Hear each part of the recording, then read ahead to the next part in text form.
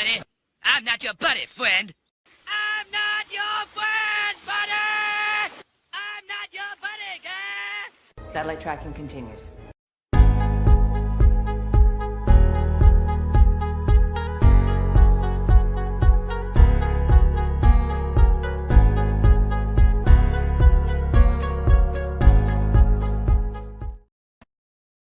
The Incredible Hulk will not be presented this evening.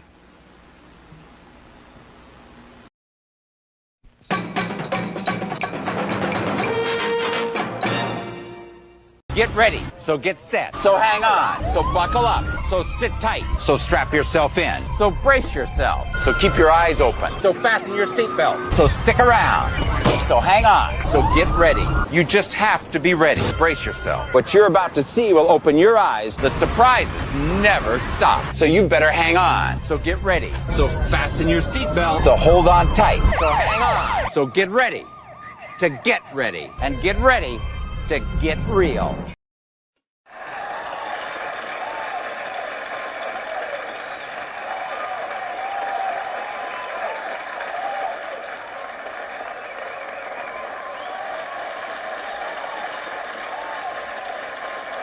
You're all individuals! Yes, we're all individuals! Clickety click.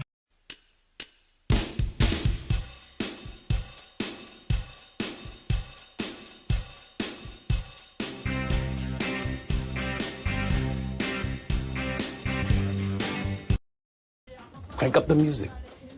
Keep an eye on the back. This presentation is provided to you to amuse or entertain and not to conform or inform. The content on this channel should not be used to replace professional, financial, medical, or legal advice.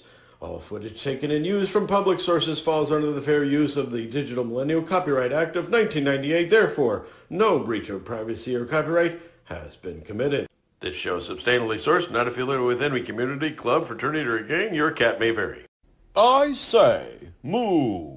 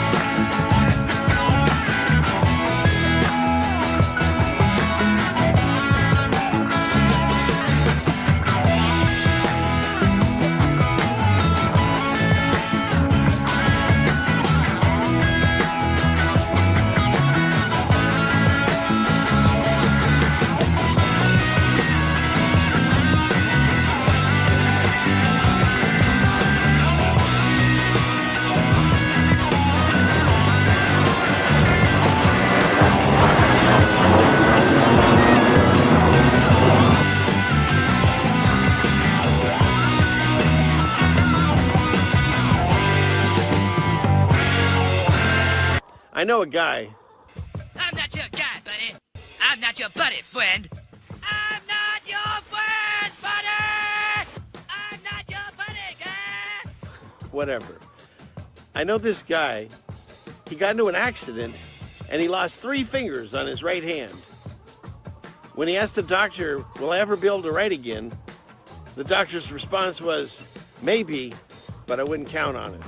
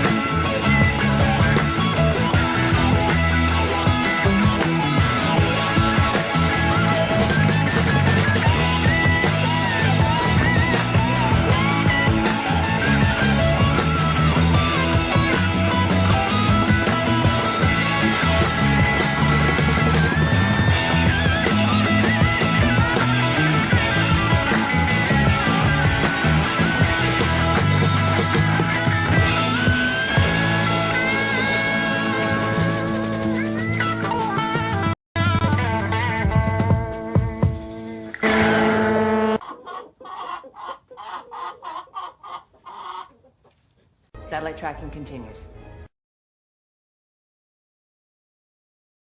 Wow. Wow. Hey, everybody. It's Friday night. Whoop, whoop. You're on the correct side of the grass, the top side, I should say. So pat yourself on the back if you can reach. We made it again. Another Friday has come, and another week has gone. And so I don't know if there's a song in that, but maybe I'll write it later. But yes, great to be gathered again to celebrate Friday night with you all.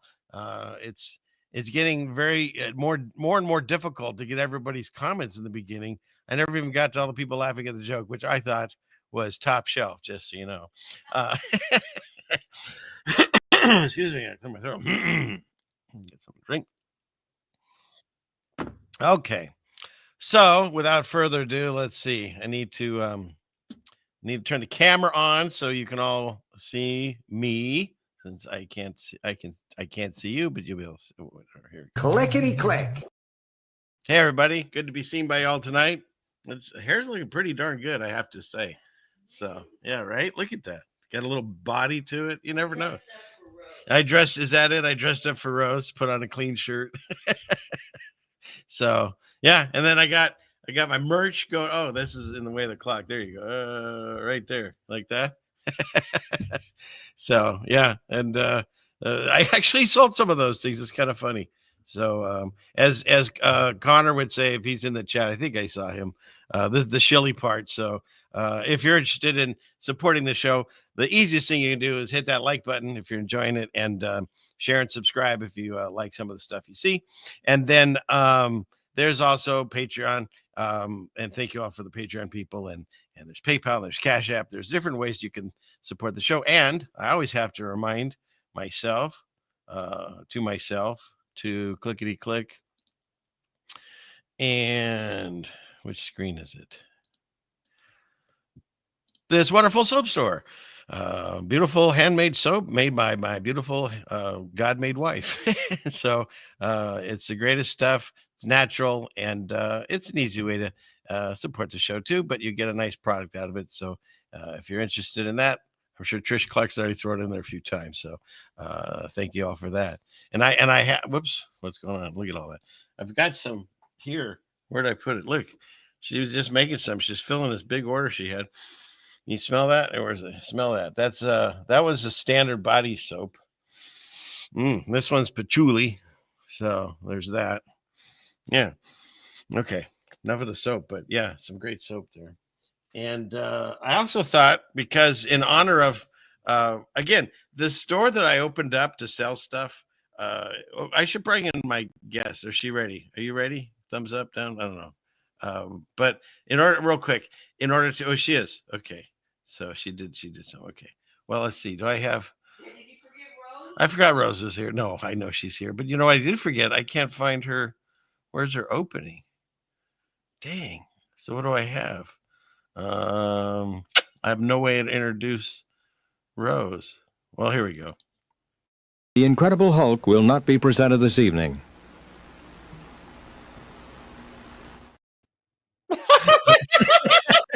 Hi, Rose. I did. I forgot your opening. I used to have something, but hi, Rose. It's not that. It's this. It's this. That's all I could come up with.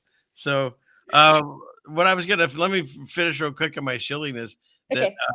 So I originally made a store so I could get products and send them to my kids and whatever. That was really it. And then some people were actually buying the things the other day. And so I thought it'd be fun. I've got this banner. Where is it? There, that banner there. And I got an extra one. And I threw all the names of the members and of my Patreons subscribers in there. And I figured I'd draw one. And then if they want it, of course, they might not want it. I'll email them and send it out to them and go from there. So shall we do this real quick? Let's do this real quick. Okay. Woo-hoo. We're doing it. We're doing it. I had something. Wait. Oh, here we go. Rose can pick it. Yeah, okay, you pick it, Rose. How is she going to do that, Jeannie? All right, move your hand around and I'll tell you when to stop, okay? Your fingers are touching the winner now. Okay, I got it. And we have this.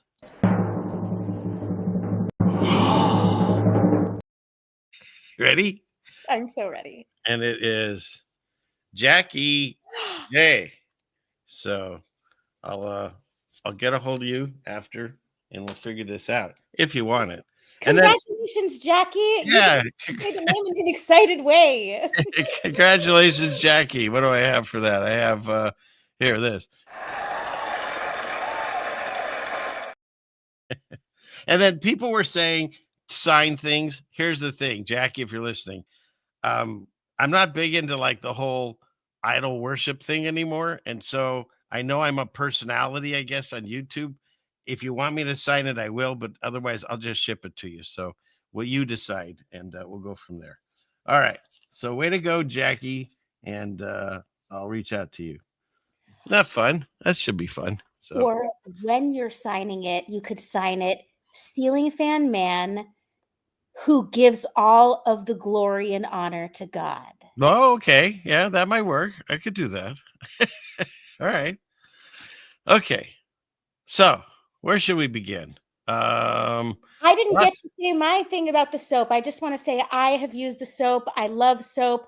Anybody who doesn't love soap, that's your choice if you want to live a very dirty, dusty, muddy, gross life. That's your choice. But if you like soap, then you would be crazy not to get this soap because it smells so good. You can smell it through the paper, and you can imagine Jeannie folding the paper around the soap and placing the sticker, or it's connection medicine because it's from your friends. It's even better. And when he was holding up the ridges, the soap had ridges on it. That helps exfoliate. You need to exfoliate your skin to open up the elimination pathways so that the toxins in this environment can be released. And that's just all I wanted to say about that. That's very true. Well, thank you, Rose. That was really nice. I appreciate that so much. So, why are we doing this show tonight? I Say Moo. Because I talked about it last week, and I don't know if it's boring the audience, but hopefully not. I'm going to mention it again tonight because every time I talk about it with Rose, and Jeannie, of course, we just start laughing about what happened. So I'll go over that tonight, and then of course the usual things. I got to pull up my file here. I thought I had it open, but I'm going to grab it, and then we'll go over some tabs and stuff, and we'll just have a good time. We'll have a nice time. That's the whole objection. Object. What do you call it? The directive. It's the directive. It's the prime directive tonight. Did you listen to the 6-minute conversation I sent you with my I mom? did not. I didn't have time. I'm sorry.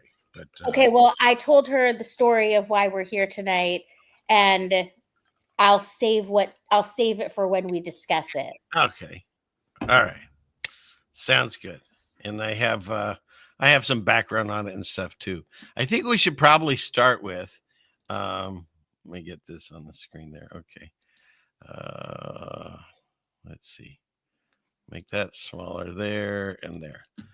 Let's clear some of these tabs and then eventually there's a chance we might see Rose tonight. We'll see. Otherwise we'll just she looks very stoic that way. She's very still. Okay, so let's see. Screen share. It's this button here. And clickety click. So what do we have? Oh, this stuff just fascinates me. This the WNBA.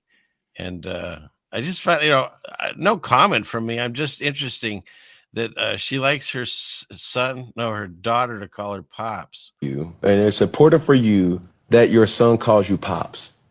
I do like Pops. I like Pops.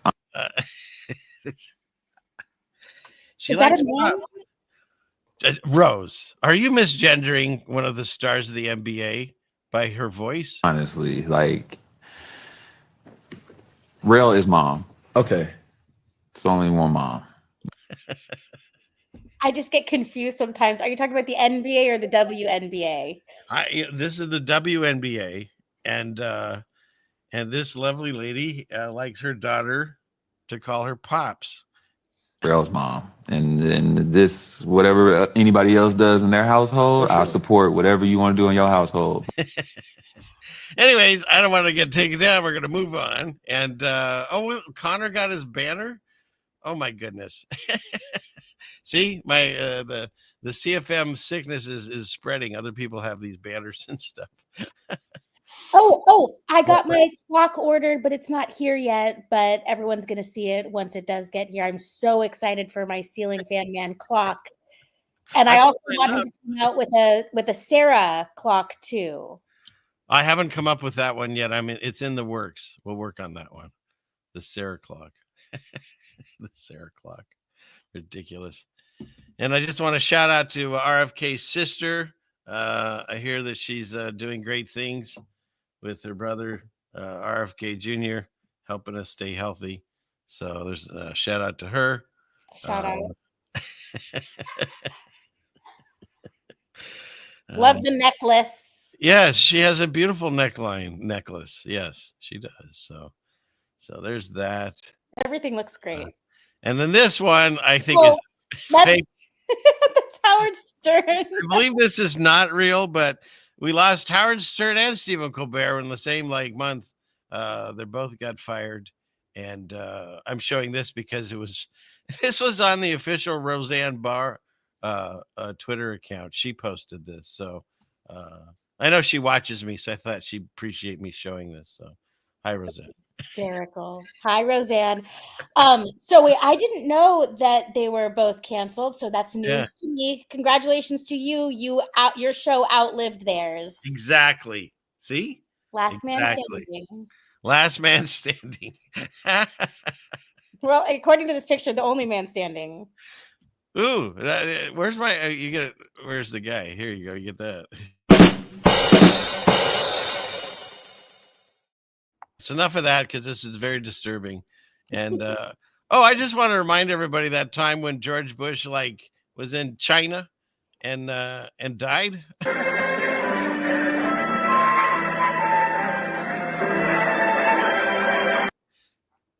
They said he had food poisoning and he was perfectly fine.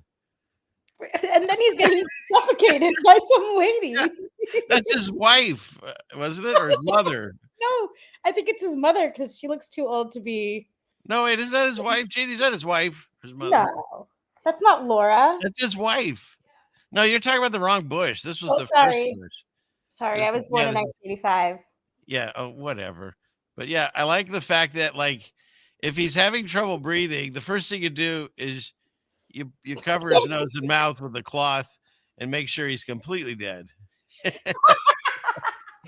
What is that song? Or not surely dead, most sincerely dead. He even looks pale. It's like, and of course they said he was fine later, but there's that. That is just too much. Seems like an AI decision. Like, oh, look, she covered his face. That doesn't make sense. What's going on there, hon? Oh my God, what's going on down here? What are you guys all doing? Let me stop this for a second. What's happening? What am I missing? Acknowledge the support, ceiling fan man. I will acknowledge, absolutely. Look at this. God bless you, Winnie. Oh, 5 more members there. And Khan, he's a new one. Excellent. God bless you. And then he gave out 5. Look at this. You all are so nice. I really do. I feel I have the best audience on YouTube, hands down. I agree with that, and I said it first the other day that you did. There are so many content creators who thrive on negativity, and their content lasts 2 seconds because it goes in one ear and out the other, and that's how the negative vibes work. Is that they are so temporary. And with you actually love your audience and you are enjoying yourself, and all of the jokes and the laughter and the positive vibes, they're eternal. And it's like a gift that keeps giving. So you're just going to get more and more powerful as negative people get less powerful and will be squashed to oblivion, just like Howard Stern and Stephen Colbert. Wow. That was something. And, last week they called me the bay leaf of the internet. And I like that line too. I'm here to serve a purpose and nobody really is sure what, but I'm doing it. Well, I laughed about that because of the concept that you're putting it in and then that you always take it out again. And so I feel like it's like I'm trying to make sense of that. How is that a compliment that you have to take it out? Like, it's not edible, but it adds, you can't, it's there for a reason. See, that's it. I think I'm here for a reason, but nobody's quite sure. And eventually I'm discarded. That's the way it works. It's all right. You're taken out of it before you get, at least you don't get eaten. So yeah, you're saved from getting eaten by your own creation. You don't want to get eaten by your own creation. I think you're going too far on this. It's okay, like, I don't need to get that deep of a dive. Oh, shoot. What is this, JT? Look at him. God bless you. What is, pandas? You want to see some pandas? You brought that up tonight. Okay, Mr. Panda. Here. We'll start with this, of course, if we're going to talk about pandas. I think pandas are sus. Is my parents' dog moonlighting as a panda? And I can thank this actually for Rose and another person sent me the same article right after you did, Rose. Oh. But this is apparently a real thing. There's a emotional friend panda that has AI technology in it. This little thing helped me more than my last therapy session. It's called the Pandy, a lifelike plush toy designed and powered by AI. Now, the thing is, when I was growing up, they had, what were those things?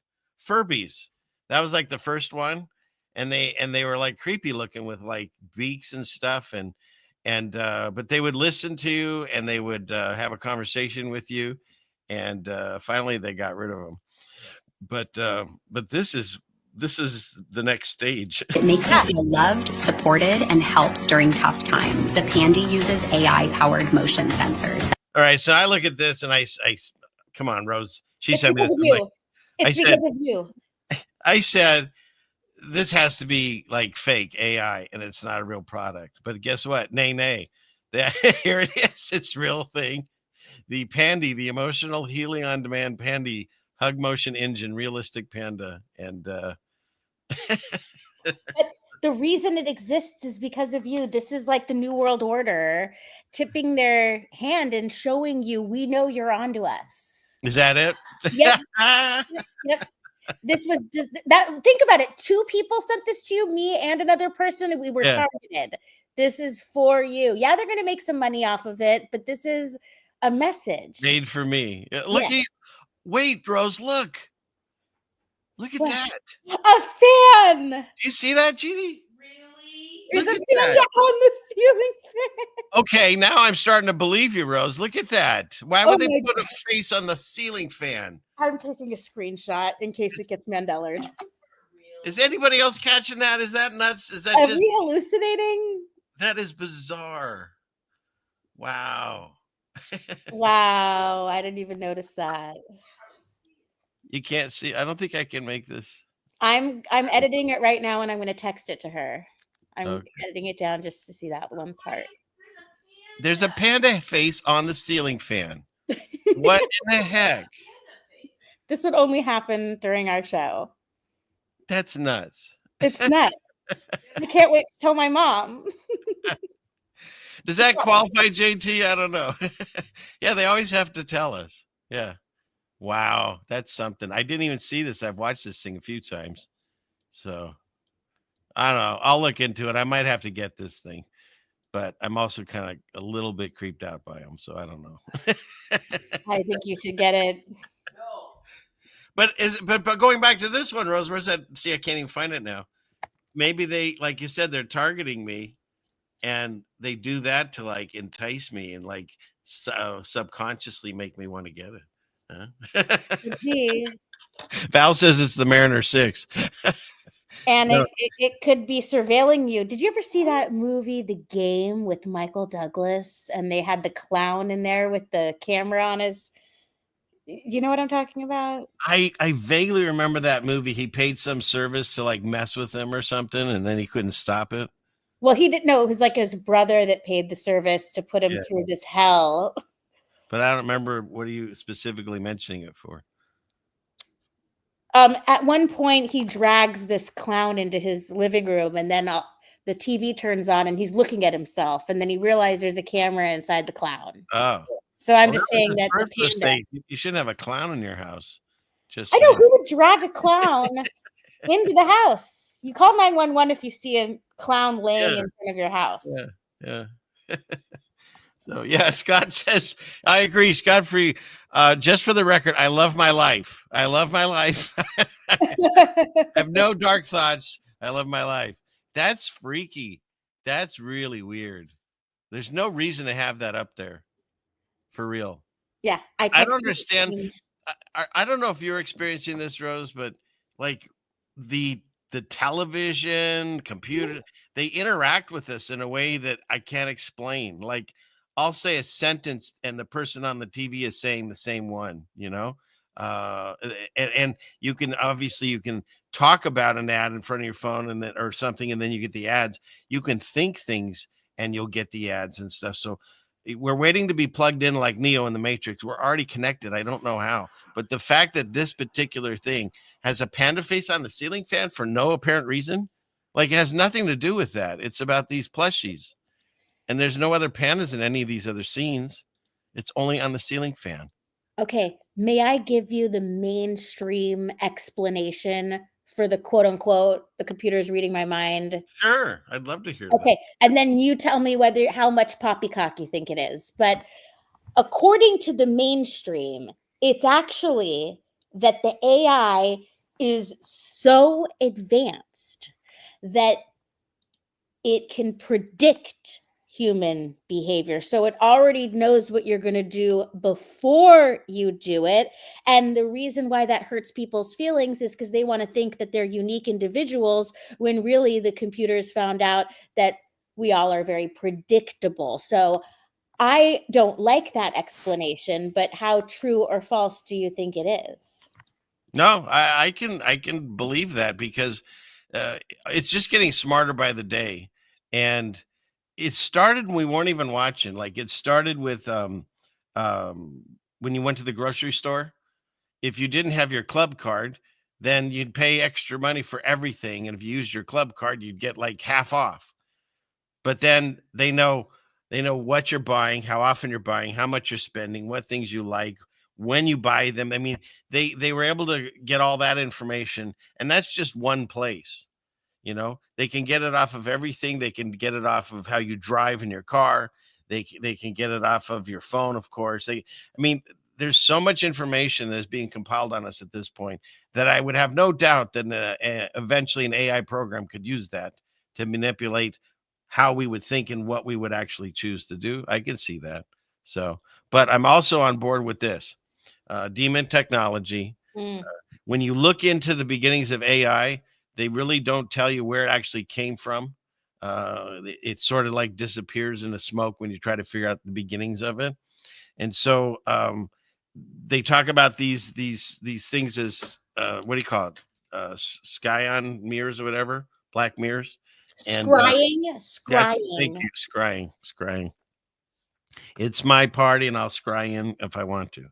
But that idea, I totally am on board with, because it's really the only thing that makes sense. This technology has always been here since the fallen ones, and they just, in this generation, they're slowly releasing it like, it's this amazing thing. But what's interesting is, as they do it, they slowly make us dumber, and we think we're the smartest generation ever because this phone can do amazing things. Meanwhile, without it, you can't do anything. I was talking to a lady the other day.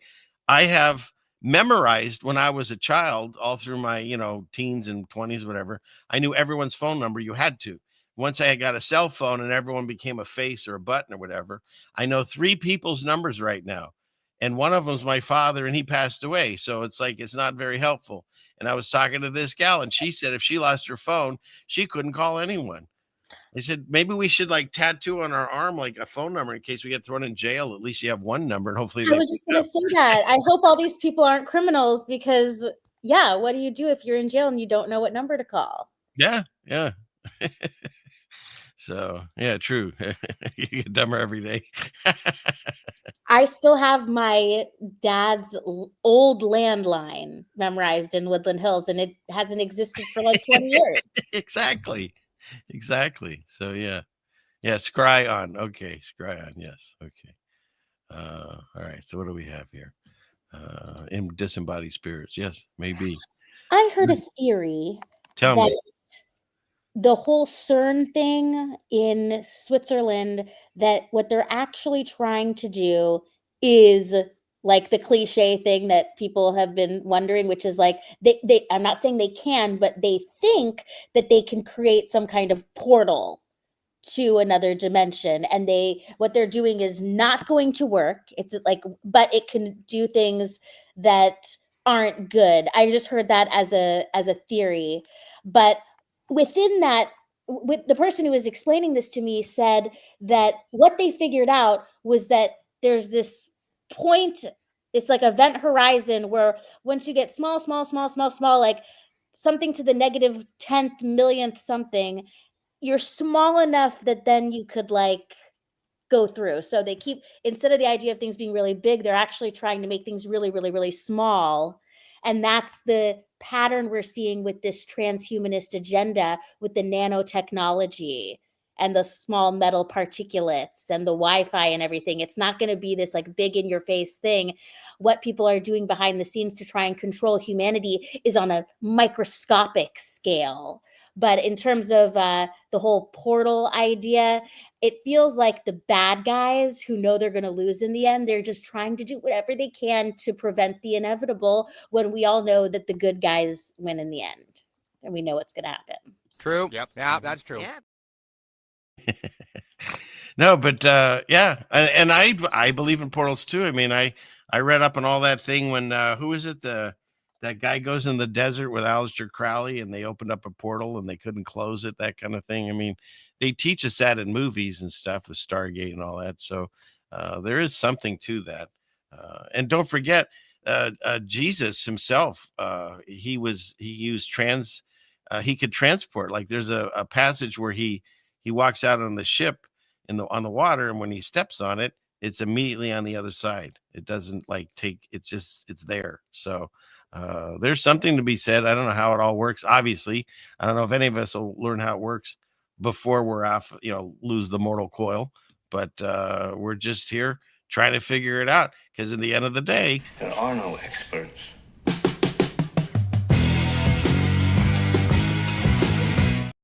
So there. Nice. Like that. All right. Where are we going? Oh, I wanted to ask a question. Where'd it go? Is this true? Have you heard this? Jason? says he remembers Amazon Fresh AI was 1,000. You guys guessing what you want to? Is that true?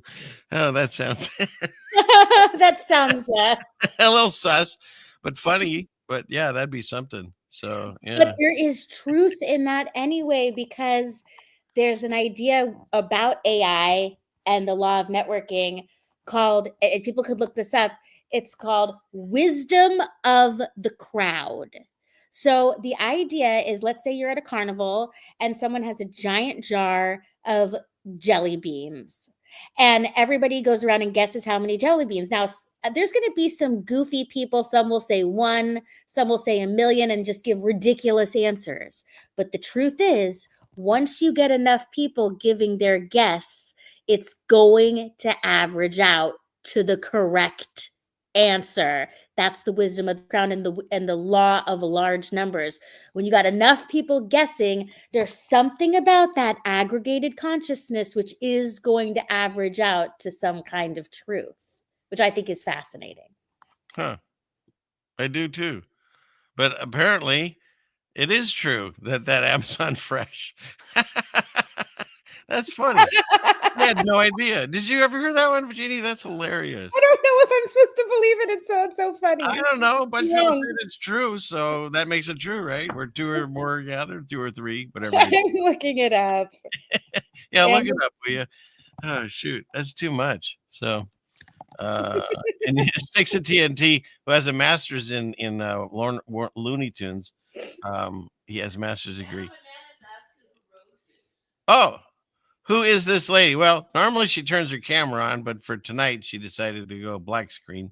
But I have known Rose, my goodness, since like I started this nonsense. What's it been? I helped you start. Yeah, He 7, 8 I can't years. do this. He just used to make videos on his phone, like memes, put memes together, and then he'd come on my show and he would say, "Oh, I can't do this. I can just be a guest." And I said, "Repeat after me. Streaming is my area of expertise." So I we did actually still on the very first show that I did with you, you said that because like Rose said, is I would walk around, I would shoot my thoughts on video on a phone, and since I still have the same old computer from I think 2001, I don't know, and since I still have I had that computer back then, I couldn't connect my phone to it. I had to send emails to my email and then download it. And I could only do it in 2-minute clips. So I started having these little drops to fill the spaces as kind of like a way of leading in from one to the other. And then I was a guest on many shows. I actually, for a while, I was on a couple shows as like a partner. There was I was with some Cowboys for a while, and I was part of that show. I was part of many shows I've been part of, and then Jeannie told me that I should go live myself, and I should do it like on a schedule once a week. And Friday night was open, and so I said, okay. Well, first I said I don't want to do it. I didn't want to be tied down to a schedule. And then now, what is it? 4 years, 5 years that I've been doing this live show. And so here we are. I absolutely commend you for your consistency. And I have always known that you were just absolutely brilliant. Like, you could be an actor if you wanted to be, and you would bring as much joy to people as like a Robin Williams type. But your soul is too pure. So we're all stuck here together on YouTube. Right. And then that means. And so here we are. I mean, we did shows with Alex Stein, who's really shot off. What was interesting is when he was doing these shows, he told everyone, he was straight up. He just wants to get famous. And he did. And he's successful at it. I still find him hilarious. He does things I would never imagine being able to do. Stand up in front of Congress or whatever and say things and wear the things he does. So I commend him for that. And but yeah, we've seen people come and go. And in the end, here's Rose. She's still here. And so we've have so much history together. And then the whole Moo thing, I don't know, it started again. We started talking about it. So we'll bring that up tonight. It's the year anniversary. And so a year ago, we would have been like, well, who knows in this crazy world what's going to happen in a year? And it makes me so happy that a year has gone by. And no matter what's going on in the world, we're still laughing and enjoying it. And so now this show tonight, no matter what happens externally, in a year, we can look back on this show and remember some good laughing times. Happy laughing times. And I don't have an Emmy yet, but I did get a Grammy. Well, not really, but I think I did. So yes. And thank you, Donut. Every time I see that, it makes me want a donut. It's really funny. And Dragon Slayer. So I'm not sure how those connect, but I appreciate the name there. So so yeah, so we have so that's Rose. I've talked with her, and in fact, is it Moo or Moo? Depends on what country you're from, I guess. So but yeah, there's oh, thanks. I hope you don't have to fight anyone, but thank you. There's 129 people here now. God bless you all. I just got reminded of something. Did you know that? Well, I know you know, but does everybody know? I just want to make sure everybody knows that when you learn a different language, you learn different noises for the animals.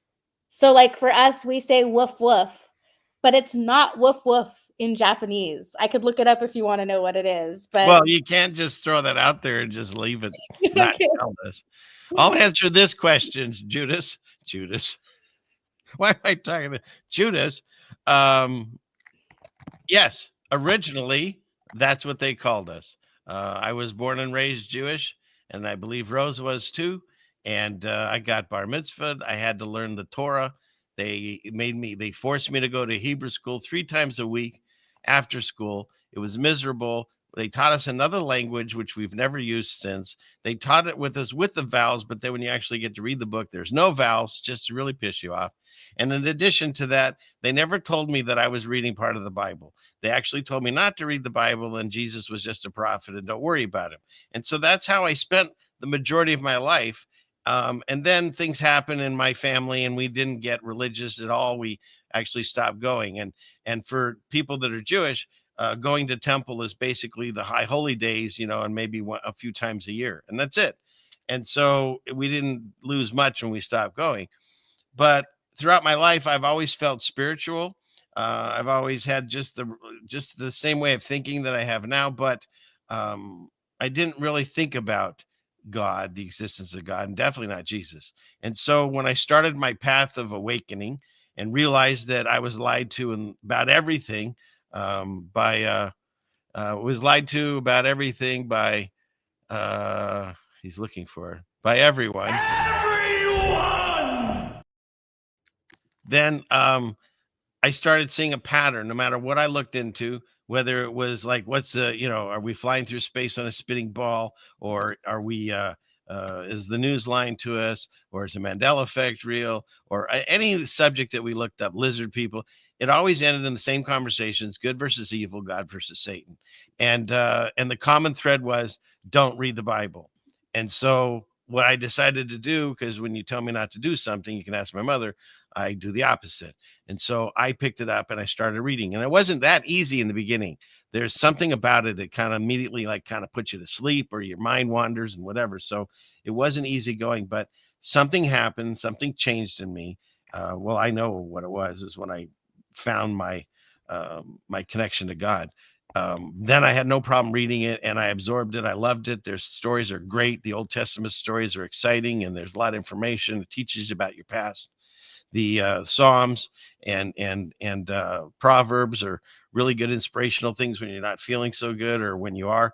Those are great stories. And then you get the New Testament. It's so exciting because it's like first person walking with Jesus, which is really exciting. And you get to read all those stories and stuff. And then of course you get the scary part of Revelation, and what they intend or wanted to do to us, maybe already have, and maybe want to do again, because there's nothing new under the sun. The history repeats itself, yada yada yada. And so my journey has led me to where people called me Jewish. Then they called me what's the one that the full cycle Jew? What is that? Messianic Jew. They call me that. Then when I decided that Revelation and the reign of Christ, and we're in the little season of pizza of Satan, they called me a preterist. And then when I said I read the Bible and I take it literal, they called me a literalist. And I think I'm missing a few down the road. So you can call me whatever you want. Just don't call me late for dinner.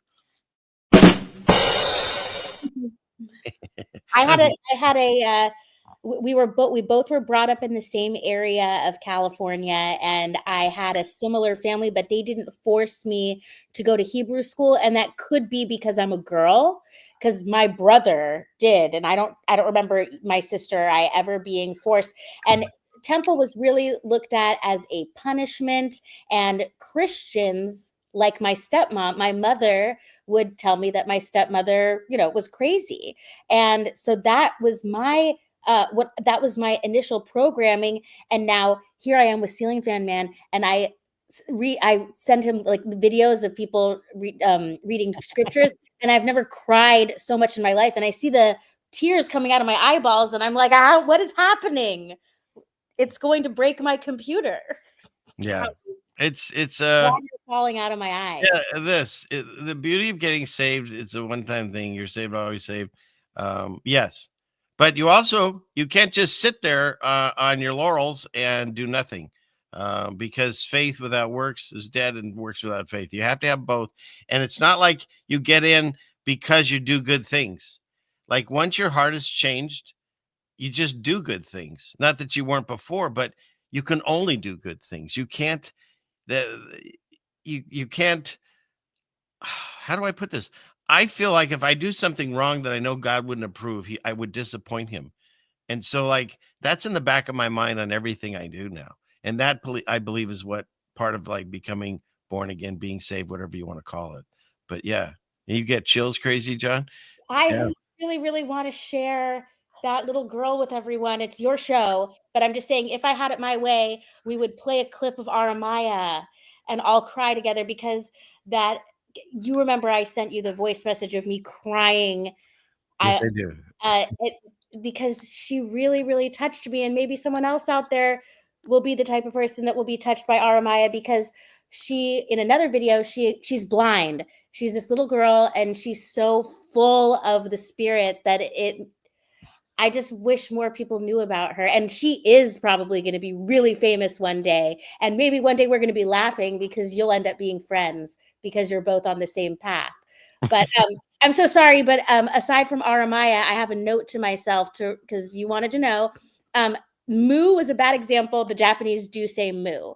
But here's a good example. Said you were saying woof woof, and you were going to tell us. Okay, well, I looked it up, and so for example, meow in Japanese, I'm gonna send it in chat now, is nya, Nyaa. So the Japanese, they go nya, nya instead of meow. And then in French, instead of quack quack, it's like quong quong. It's spelled coin. But if you say the French accent, quong quong. So I just think that's fun to learn how other languages say the sounds of animals. And Cage Fighter, yes.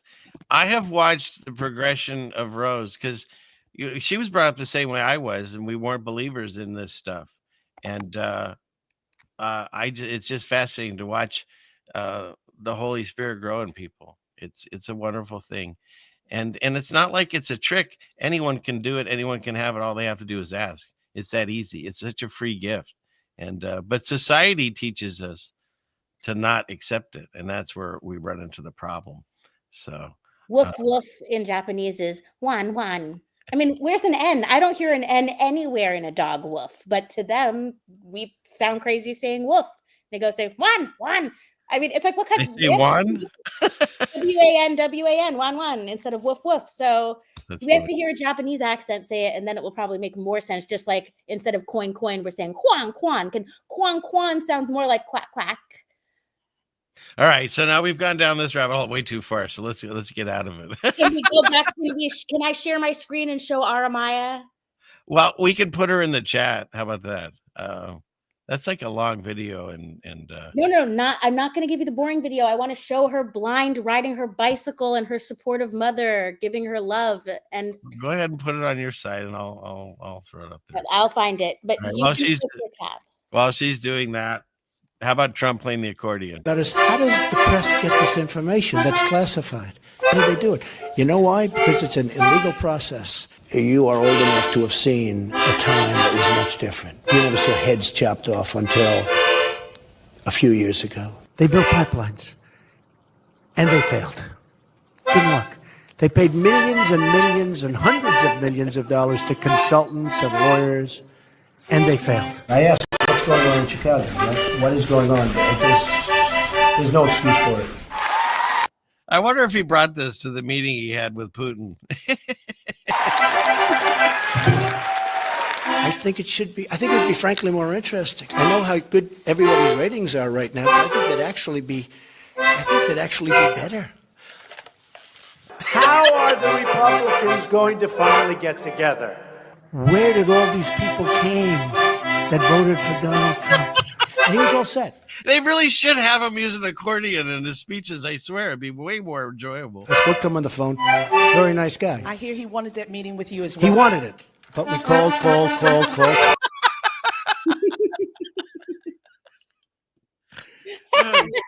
Yeah, I can't help it. I love it. Oh my gosh.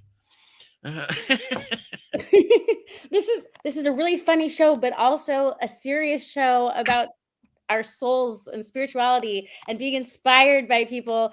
And I just can't believe you don't love this little girl as much as I do. Well, that's okay. I love her. She's a child of God, and and I see what you see in her. She doesn't, but I see. Sorry, that was bad. It's two. Oh my God. 2 minutes and 20 seconds. I'm sorry, God. Wait, what? It's how long? God knows your heart. Don't worry. But it's 2 minutes and 20 seconds. I don't think that's that long. I think that's 2 minutes too long. We can do 20 seconds. But she has to walk up to the bike and then get on it and ride it a little bit, and then I'll stop it. I'll stop it early. I'll stop it. All right. Well, let's look. Let's see what's going on. People are wanting to see it. So, okay, here we go. And so just like context is I've been following her grow up. She's been like this since she's 5, this enthusiasm, this zest for the Bible. And she helps her mom read because her mom has like dyslexia, but she's with the Braille and the way she helps her mom. But that video is too long for Ceiling Fan Man. So here's a visually appealing one with the bicycle. Come on, girl. We got your bike, boo. Okay, Mom. You ready? Yes. All right, girlfriend. Take your time. Okay. I think I should ride the bike. Come this way towards the horn. Want me to hold your we're gonna push it to the pot? Yes, Mom. All right, you got your can you push it? Yes, I can push it. All right, go around your bike. Got it? Yes. It's a kickstand up there. Let me kick it for you. Okay. It's a kickstand. It just means it just helps the bike not hold up on its own no more. You got it? Yes. You want me to hold your cane or you got it? I got it. You sure? I can hold it, girl. Oh, Girl, give me that cane, girl. All right, I got you. Ready? yes. All right. I see you, boo. Thank you. You're doing a good job, boo. Thank you, Mom. You're so welcome. One more. But she rides bike better than a lot of people that can see. So yeah. So are you there, Rose? Yeah, is it? You want me to stop it? No, you keep. I can talk over it. I mean, we can discuss it, can't we? Yeah. But I mean, your mom's just calling her woo, so I could do that. There she goes, woo. This guy says, "I'm not crying. You're crying." But what she says, she also said you haven't even heard her talk yet, and she's going to say a little bit. Okay, I heard her talk. She's Okay, say here we a go. little bit that you could All listen right, to. She's I'll be quiet. Honking. Okay, that's. Go ahead. I'll be quiet. With his shield. Amen. In his arms. In my heart. Amen, boo. I like that. It's the toughest battle to his strongest soldiers. Okay. And you know one thing, Mom? What, boo? I feel good. You feel good? You feel good about how to hit me, girl. Turn this way, boo. You hear the bell? Yes. Come this way, boo. Yeah, slow down some more. Turn some more, I mean. There you go, girl. Ooh, you welcome. That's good, boo. Thank you, Mom. Now what you was ready to say, boo? It feels good to be able to ride out here with my brothers. I feel included, Mom. Oh, you about to ride with a bump? Ooh.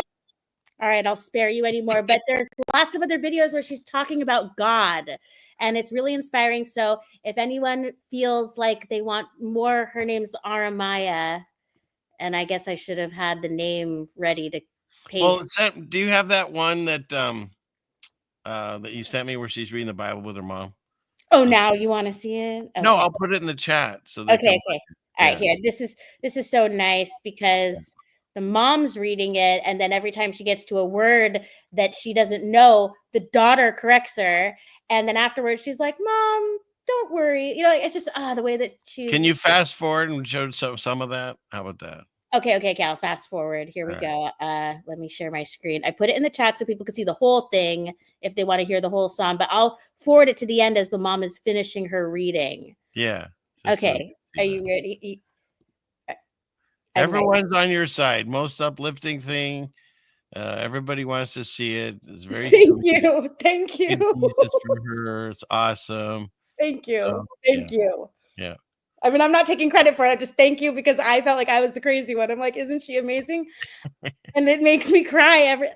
Everything she does makes me cry, and especially the one from when she's 5 years old, because it's like Thanksgiving and she's only 5, and everyone's crying around her, and she has no idea as she's speaking and giving everyone such great advice. But I'm already ready to share my screen, and you haven't clicked it yet because you're too busy looking at the comments. I'm looking at all the tabs that everyone's saying she's so beautiful. Right, the part when she's like, you know what, Mama, I feel good. I just love that. And she does ride better than Biden. Nice. Oh, my audience is fantastic. Okay. Yeah, the best. What do we got here? All right, here we go. All right. We're not, play a little of this. Just a little, sorry. I have to unmute it. When I read out loud, and I thank you for your good job. Is kindled, but a little blessed are all they that put their trust in him. And I just read Psalms. Back it up a little bit. Now. I want to hear a little bit of this. 12. Good job. Decree, the Lord hath said unto me, thou art my son. So her this mom's day reading, have I and her begotten daughter's thee. keeping up and telling her when she's reading. Acts of me, and that's fantastic. I don't know if they can hear you because it's so loud for me when I'm hearing the video, but she's helping her mom read. But it's after they're done when she gives her inspirational, motivational speech to her mom. And you got to think about this. This mom is so supportive of her to allow her to live this life. And it's just such a blessing. Anyway, put it back. I want you to hear the motivational. What? I already dropped it. One more. No, I want you to hear the motivational speech. I was prepping. I was setting it up. All right. You told me to go back. I went back. So now you have to live through your request. I'm not doing that. No. Please. It's my show. No. What do you want to show? I want to show what the little girl says after the mom's done reading, but you told me to go back. Let's hear that. Okay. But I'm definitely not going to live through my request. That put their trust in him. Yeah, pretty girl. All the praise and all the honor. And I want to thank you so much because Mommy get nervous when I read out loud, and I thank you for your assistance, my baby princess. You're so welcome, but let me tell you something, Mommy. I'm gonna tell you one thing. Tell me one thing, boo. You are amazing. You got this. And you know when you read it, Mommy, God knows what you gotta understand. He know what you saying. Thank you. So continue to read. Don't be afraid to read out loud. And if you need assistance, don't be afraid to ask for help, Mommy. You're beautifully and wonderfully amazing. Everyone don't know everything. We all need someone to teach us and help us with assistance sometimes. So don't be afraid to ask me for help or ask God for understanding. Thank you, my beautiful princess. You're welcome. Because he said, you ask, you shall receive. You seek, you shall find. That's a chic. You seek, you shall find. You knock, it shall be open unto you. Matthew chapter 7, verse 7. Amen. All right. That was nice. I did like what she said there at the end. Yeah. Definitely. I sent it to Kelsey, who's a Christian, and her response was, I tried to watch the first one with everybody when we sat down for dinner, but Sean was getting really annoyed because he was so hungry and just wanted to eat, but it's cute. No, that's nice. But it is true. We shouldn't be afraid to read the word. We shouldn't be afraid to say it out loud. And like she said, the little girl had it right. God knows what's in your heart.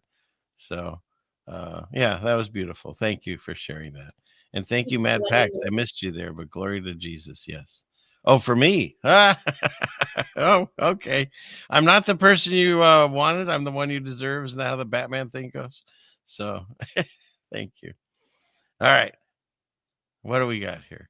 I'm done trying to insert my things. No, it's fine. Meanwhile, what are you eating here? My gosh, Hershey's, Snickers, and gummy peach. Calm down over there, Connor. Oh my goodness, it's fantastic. He's got Hershey's, Snickers, yum, and gummy peach rings. I've never heard of those. I've never heard. Oh, you love those? Oh, okay. They are good. So I would never select a peach ring. When you go to those candy stores with all the buckets and you use a scooper, I would pick the non-parallels. Do you know what I'm talking about? Yes, I love And then the non-parallels. maybe some sour gummy worms, but I couldn't eat any of that. If I had those now, I would have a stomach ache. I can't tolerate candy anymore. Well, then I'll have to eat them for you. So Thank you. I'm here to help. All right, so let's see. We got rid of the Bush thing. Does anybody know what's going on with this dude, Kash Patel? I mean, what is going on here? Not me. You have to educate me.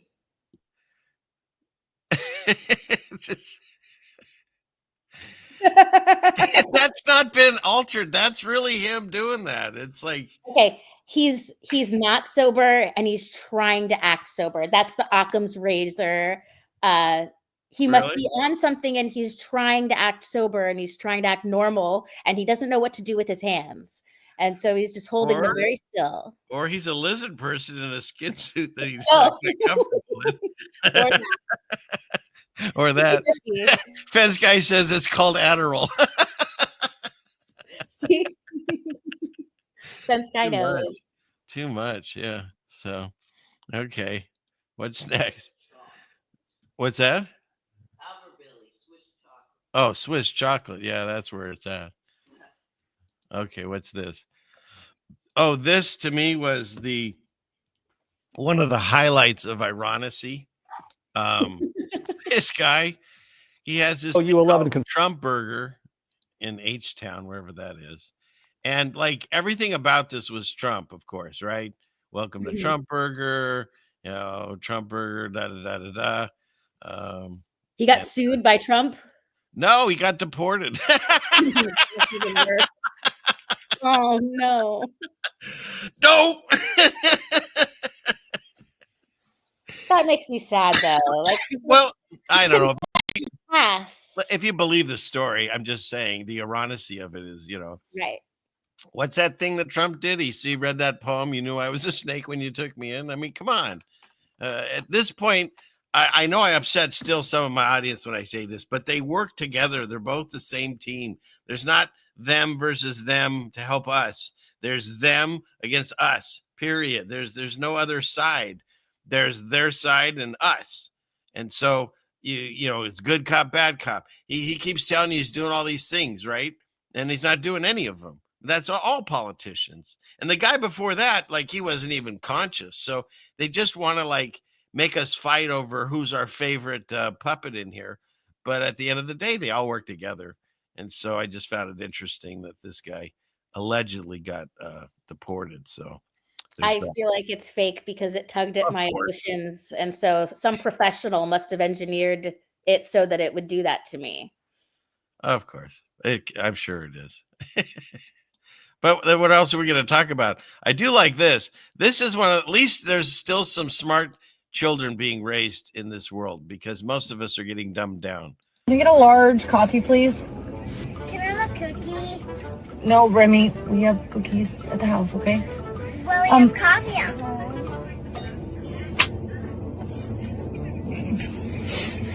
Can I get a cookie, please?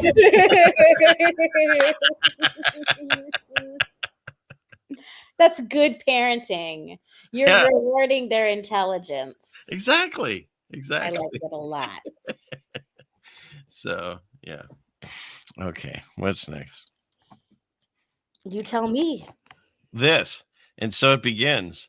So all the social media things that we're doing, including, like Twitter and YouTube and all this, they're all going to start, if they haven't already, they're going to age verify you, which basically means they need your ID to get onto any of these services. So coming soon to a theater near you, you're going to have to show your ID when you want to watch YouTube or any of these streaming services. So that's already happening.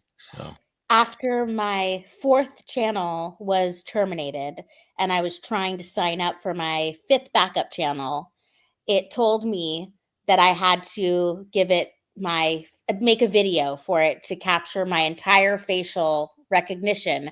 And it told me that the reason for it was so that in the future it could enforce their policies. So I had to look to the left, I had to look to the right, I had to look up, I had to look down, and I had to open my mouth, and it was really humiliating, especially when they told me to open my mouth. And I didn't like it. I did do it though, and I don't know. I did it, and so they have my facial recognition now. Well, the thing is how do I get this here? Stop this. Now with AI, like we're gonna go over this tonight. Well, maybe we could do it with a Moo talk. But the Rhodes was showing me on Twitter. There's Grock has a image movie maker thing, and so you can take any photo and they can animate it and make it into a movie. And so, and they can even get your own voice. And so with the countless hours of screen time I have, I'm certain that they can make an AI of anybody that's on screen with all the facial expressions and voice they have of me. That's why I keep changing. Either I'll grow a beard or I'll shave it. You know, I like to change it up. So keep AI guessing what I look like. Well, it wasn't to necessarily be able to, it wasn't for the purposes of copying me, which of course they could still do anytime they want, but it was to target me so that I couldn't make another channel again. So if I show my face on my new channel, they can be like, oh, it's you, boom, your channel's dead. So I'm on some kind of list. Yeah. Well, I think anybody, if we're on these channels, they're on lists at this point. So, yeah. But I think in addition to what you said, I think there's more nefarious reasons that they would have that for certain. Yes. Oh, yeah. Yeah. So, all right. Where are we at here? Oh, and they asked Sticks of TNT to do the hokey pokey. So there's that. At least they didn't make you do that, you know. So I didn't have to do that, thank goodness. All right. So what do we have here? He's thinking of deep faking himself. I'm not even sure what that means, but I find it hilarious. Deep faking is when you put someone. I know what deep faking is. He said he's going to deep fake himself. How do you But deep he's fake? going to put another picture of himself onto himself. That's a great exercise and find out if people can tell. Oh, I see what you're saying. Okay. All right. Well, yeah, that could be a show. I animated a picture of myself with Fabio because I had a picture of myself with him from the supermarket. That's funny. It came out nice. It's the only one I've liked so far. It didn't totally make me feel creeped out. You know, I'll come over. I'll talk about this one in a little bit. We'll come back to that one. That's the pandas. Let's get rid of that. And I know, like, I was never into the Chucky movies. I don't watch horror anymore. I used to. I know you watch some in a day. Did you know the angry Spanish Chucky, it hits differently? Hijo de la chingada, deja de estar viendo memes, pendejo. ¡A la verga, me vale verga, perro! ¡Híjole a la verga, hija de su puta madre, la verga!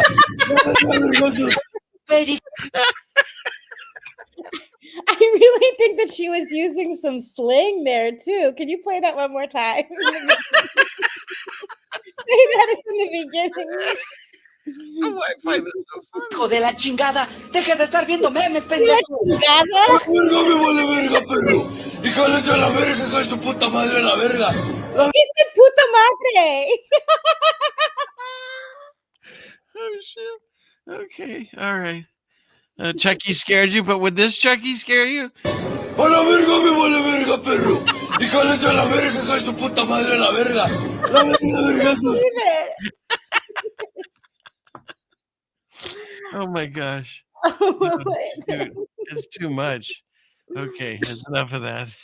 Oh, yeah. Joy says it's not as scary in Spanish. That's no. Oh my gosh. Okay, Juan Chucky. Juan Chucky. Juan. Fantastic. Okay. What's What's next? Oh, this one. Actually, I put this on my channel for members because I had to make sure that I was okay with the music and the copyright. But this thing is something else. Check this out.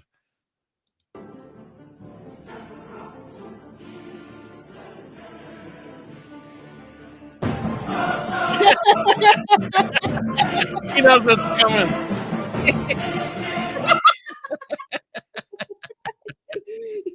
Is that great? Is that... Again. And what's with this kid, man? He's, what do you call that fidgeter? He's got like a spinner. He's learning how to do that. That's pretty wild. But yeah, you can tell that this cat's, you know, he's about to get messed with again.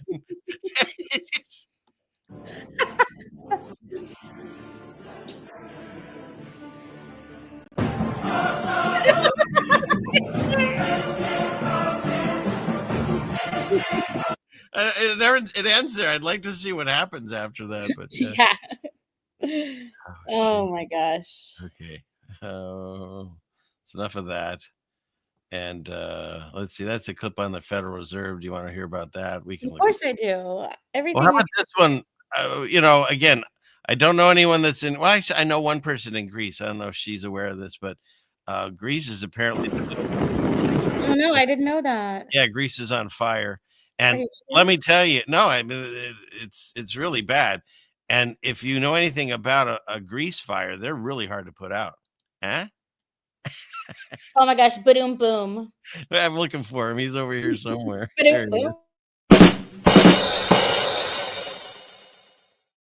So Greece is on fire now. It's wild. So it's the island of Chios near Athens and Patras. Yeah. Basically, anywhere that's like really expensive real estate that they want to turn into a smart city, coincidentally has a fire or a flood or just whatever. So yeah. What happened to the cat video? I played that cat video like a dozen times. Not yet tonight. I didn't play it tonight. I don't know if I could find it again. I'd have to look for it. I'm sorry, Bruce. I'll try to find it. You know which one you're talking about, the one where he shoots across the room. Yeah. But yeah, my wife has it. It's how does that go again, hon? Yeah, but it's organized. What is it? I found it. It's the Dave J saying. Do you know it? It's organized destruction and strategic relocation, right? No, that's not it. Well, what is it? Flying cat goes in the private chat and the public chat. Oh, so we have the flying cat. Fine. My audience is requesting the flying cat. Where is it? Private chat. Fine. Let's see. Can I do this? Let's see. It'll be worth the wait. Yeah, let's see. Well, this is a different version of it. Oh. Yeah. So it shows it in slow motion though. So all right, let's see if I can. Let me see if I can play it here. I can try to find another better version if this one doesn't satisfy the craving for people. Well, you know what I did? You can look in the chat from last week. I think I put it in there. Okay. She'll look for that while we keep going. Okay. For that. Okay. Let's see. Where are we at? Let's go in here. And just, you know, for those of you that are not on board with the whole Jesus thing, I understand. All I ask is that you look into it as you go about your day. And the things that you hear on this channel, investigate them, including that. This guy did. I played this before. And all the cults and all the Eastern religions and all the cults and all the world religions, they always gave some credit to Jesus Christ. The Muslims say that he was a prophet. The Christians say that he was an incarnation of the Godhead in his age. Yogananda and all these different Eastern teachers said that he had Christ consciousness. You know, they always use words like Christ consciousness, Christ this, Jesus that. The Buddhists would even say he was a Buddha. You know, he was another incarnation of God like Buddha was. And in all my searchings, I saw that all these people were pointing to Jesus. They're going, well, yeah, Jesus is one of the ways, but we're one of the ways. And they wouldn't all agree on anything except that Jesus was one of the ways. And then I looked into the Bible. I did this all through intellectual reasoning and laid it out on the table and figured it out that if they all gave him credit and he only gave himself credit and they all agreed on one thing, that he was one of the ways, and he only agreed that he was the only way. So I figured I had no choice but to go with him. And then I started praying to Jesus. Isn't that beautiful? I mean, logic got him. So yeah, it's pretty wild. So, okay. Did you find the I'm scrolling through your whole show and I don't see it. all right. Yes. Well, let's see. Because I have some other things I want to go over with you. Okay. But I can look really quick, I guess. I'm continuously looking and I don't see a link in the chat.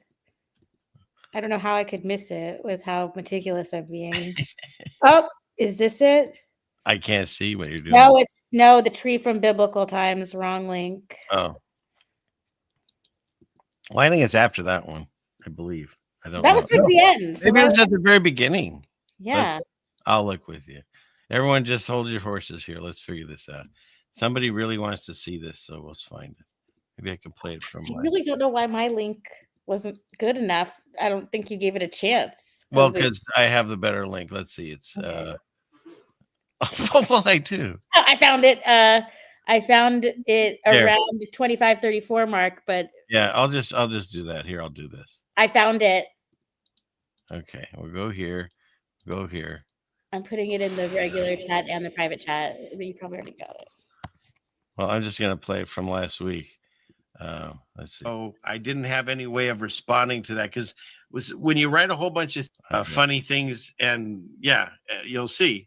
All right, but it goes by pretty fast. So, here we go. Don't blink. What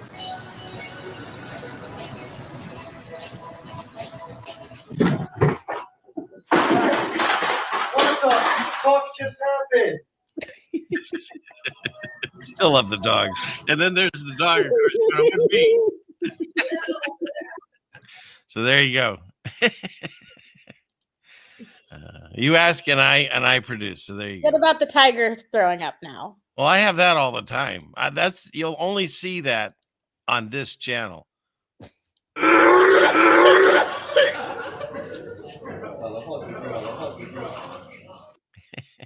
And for the people that just showed up, because I saw you sneak it in, are you tardy? Yes. I don't feel tardy. I don't feel tardy.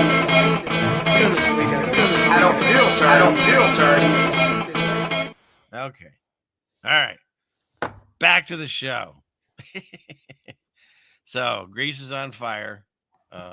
Pray for Greece. That's very sad. Okay, I wanted to go over this with you. I thought you were the perfect person to talk about.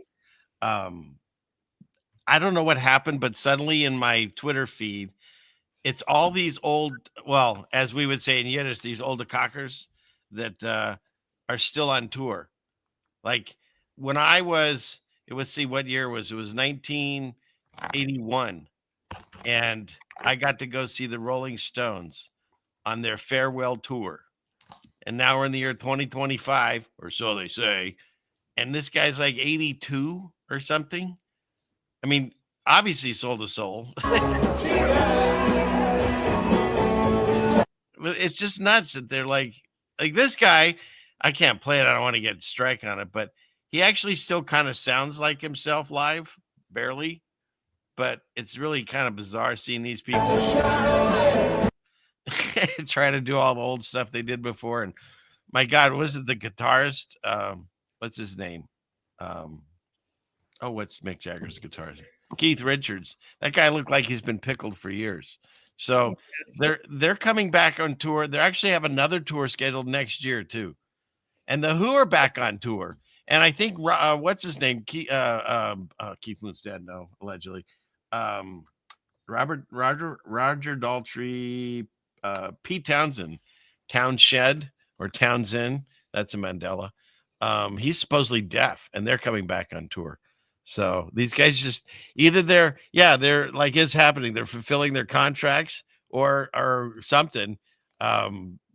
They're like demonic possessed. It doesn't make any sense that they're still touring. And so they got this guy. This is AC/DC, and of course, look, but I wanted you to get to the guy's voice. I mean, look at him.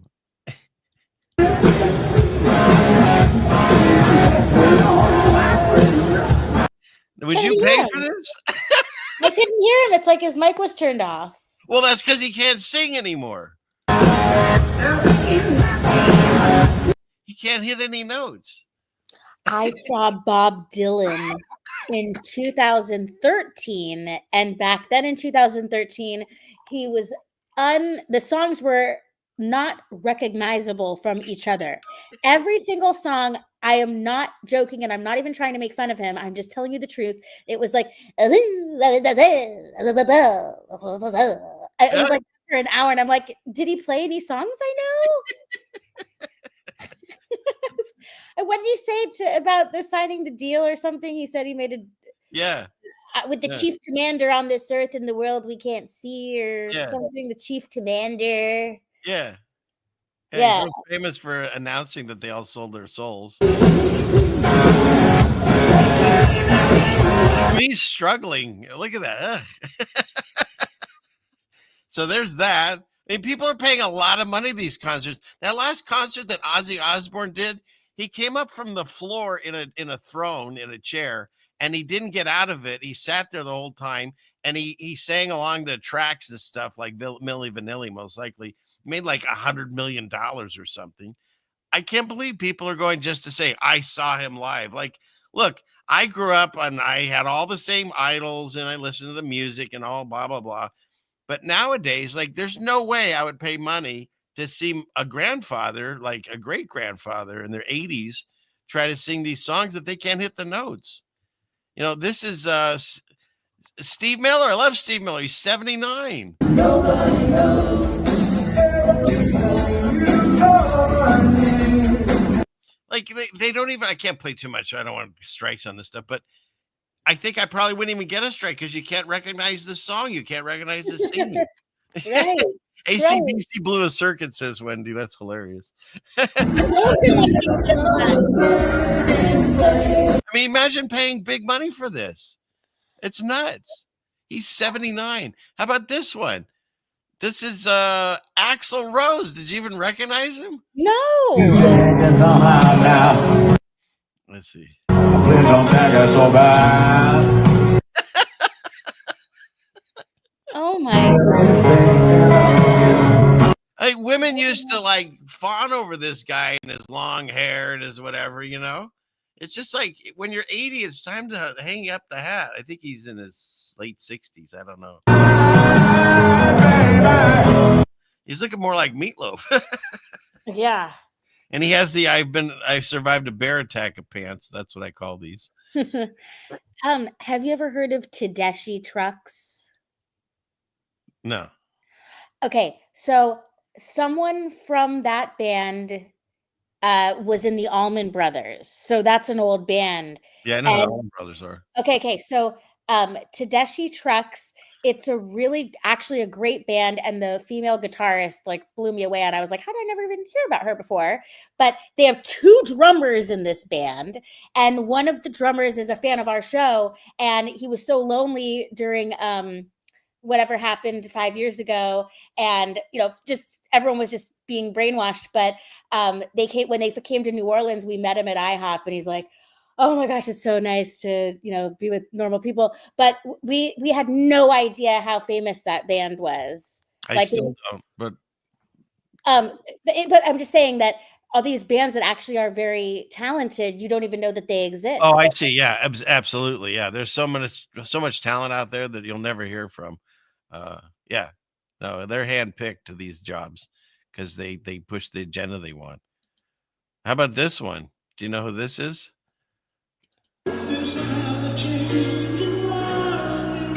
No. That's Axl Rose with Billy Joel. Oh my gosh, I'm the wrong person. And that's, you know what? My favorite Billy Joel concert I have here. You want to see it? It's this one.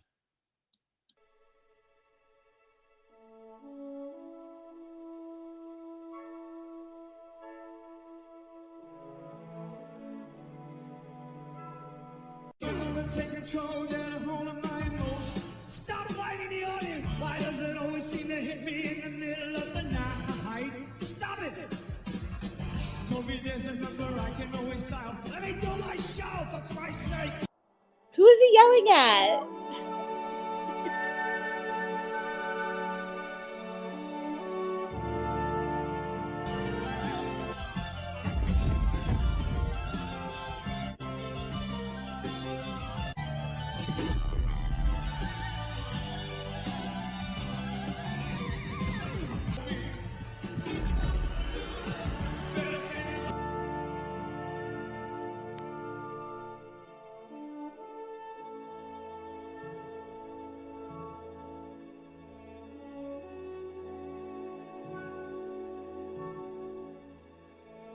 Satellite tracking continues.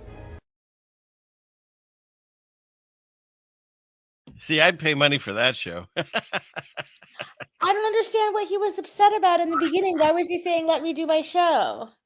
Apparently somebody was fighting the audience or something, so he decided to become a huge baby and destroy the set. So there's that. How bizarre. Right? How bizarre, how bizarre. We're not supposed to have any idols. They're flawed. They're very flawed humans. Or whatever they are anymore. Here, Yes. let's finish up this. You liking this discussion about old rockers that should have retired a long time ago? Yeah, let's keep going. I can't believe there's more. Oh, but wait, there's more. How about Hart? And look, I get it. Which is it, Nancy or Ann? I get them mixed up. Had cancer and blah blah blah and this, that, and the other. She sings from a wheelchair now. And I understand there's nothing wrong with singing for a wheelchair, but it's just like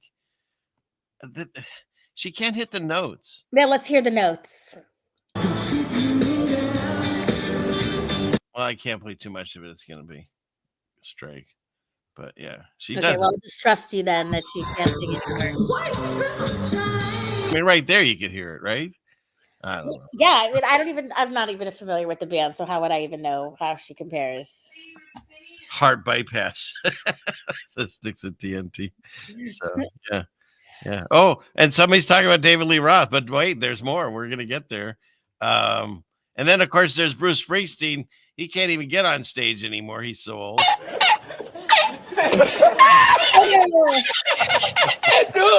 I don't know why the laughter is there. That's terrible. Watching an old man fall down. Awful. I mean, come on. He used to like run around, whatever. It's just like I've fallen and I can't get up. So there's that. There's Bruce. And then there's this one, Motley Crue. I like how they put in words.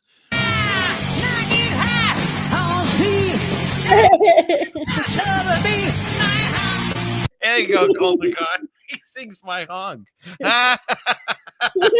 What is it supposed to be? I have no idea. I don't listen to Motley Crue. Yeah, me neither. Oh my God, My Honk.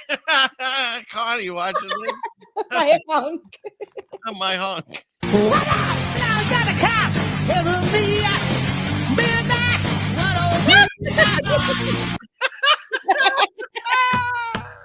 Honk. What is the Motley Crue? You know Motley Crue. Does anybody know what he's supposed to be singing? That sounds like... What's up? I'm trying to find out. And you know what? If you're watching this later and all of this is missing, well, you wouldn't hear me say this. It's because of the music. But if I have to take it out, it was fun tonight. I'm telling you, this is. Thank you. Okay, I think he's saying My Honk.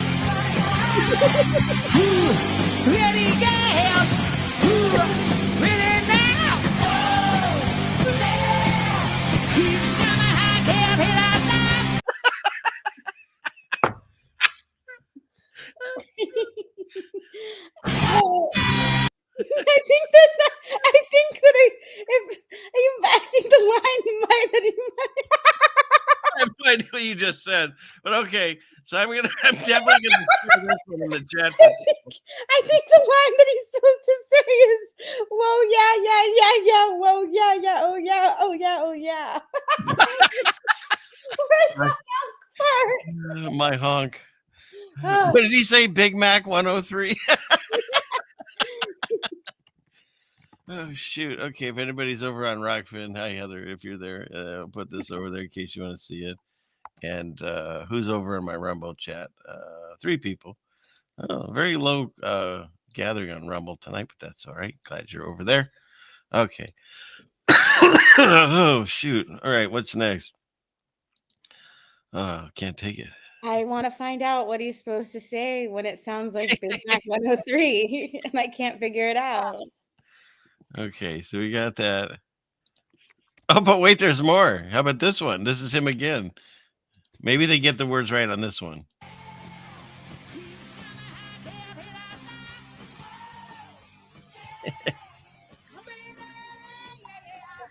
Oh gosh, that's ridiculous. Apparently it's Kickstart My Heart.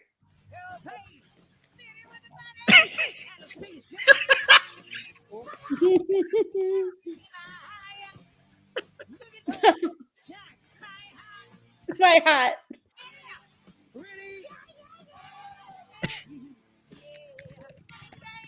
Money Rage, hit the stage.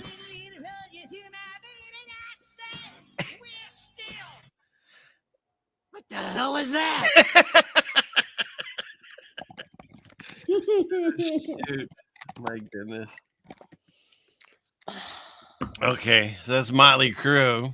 They're still on tour. And I don't even know what Iggy Pop is famous for other than just being famous. But I have no idea. I had to see this. He's in concert. So now you have what is going on there? He has scoliosis. He's got something. Oh my gosh. I had no idea that I've recognized the face, and I just thought it was like that actor who did that one thing that I don't remember, but I guess Iggy Pop. Iggy Pop, there he is, and it's all right. I mean, at some point, you keep your shirt on. I'm sorry, I'm not trying to body shame, but at some point, you grow out of that shirtless stage, I'd say. And then here we go, the man, the myth, the legend, David Lee Roth, still wearing skin tight leather pants. He's definitely not doing that. I don't even recognize that guy. Like, I don't even know who half these people are. Well, he's from Van Halen. I never listened to Van Halen. But he looks like look how old he is. It's like he looks like someone from a vampire movie, like he's gonna have an Austrian accent. My honk. Does he have an Austrian accent or European accent or an American accent? Van Halen is American. I mean, did you hear that? I can't play too much. Is that?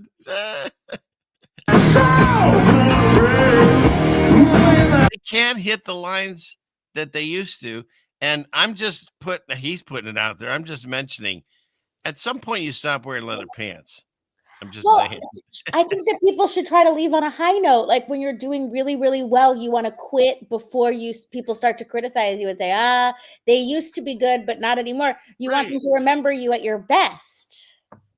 Exactly. I'm going out on the top and I'm out. But they don't get that option because they signed contracts for 10 years ago, they signed a contract for X amount of albums. And so they're basically slaves.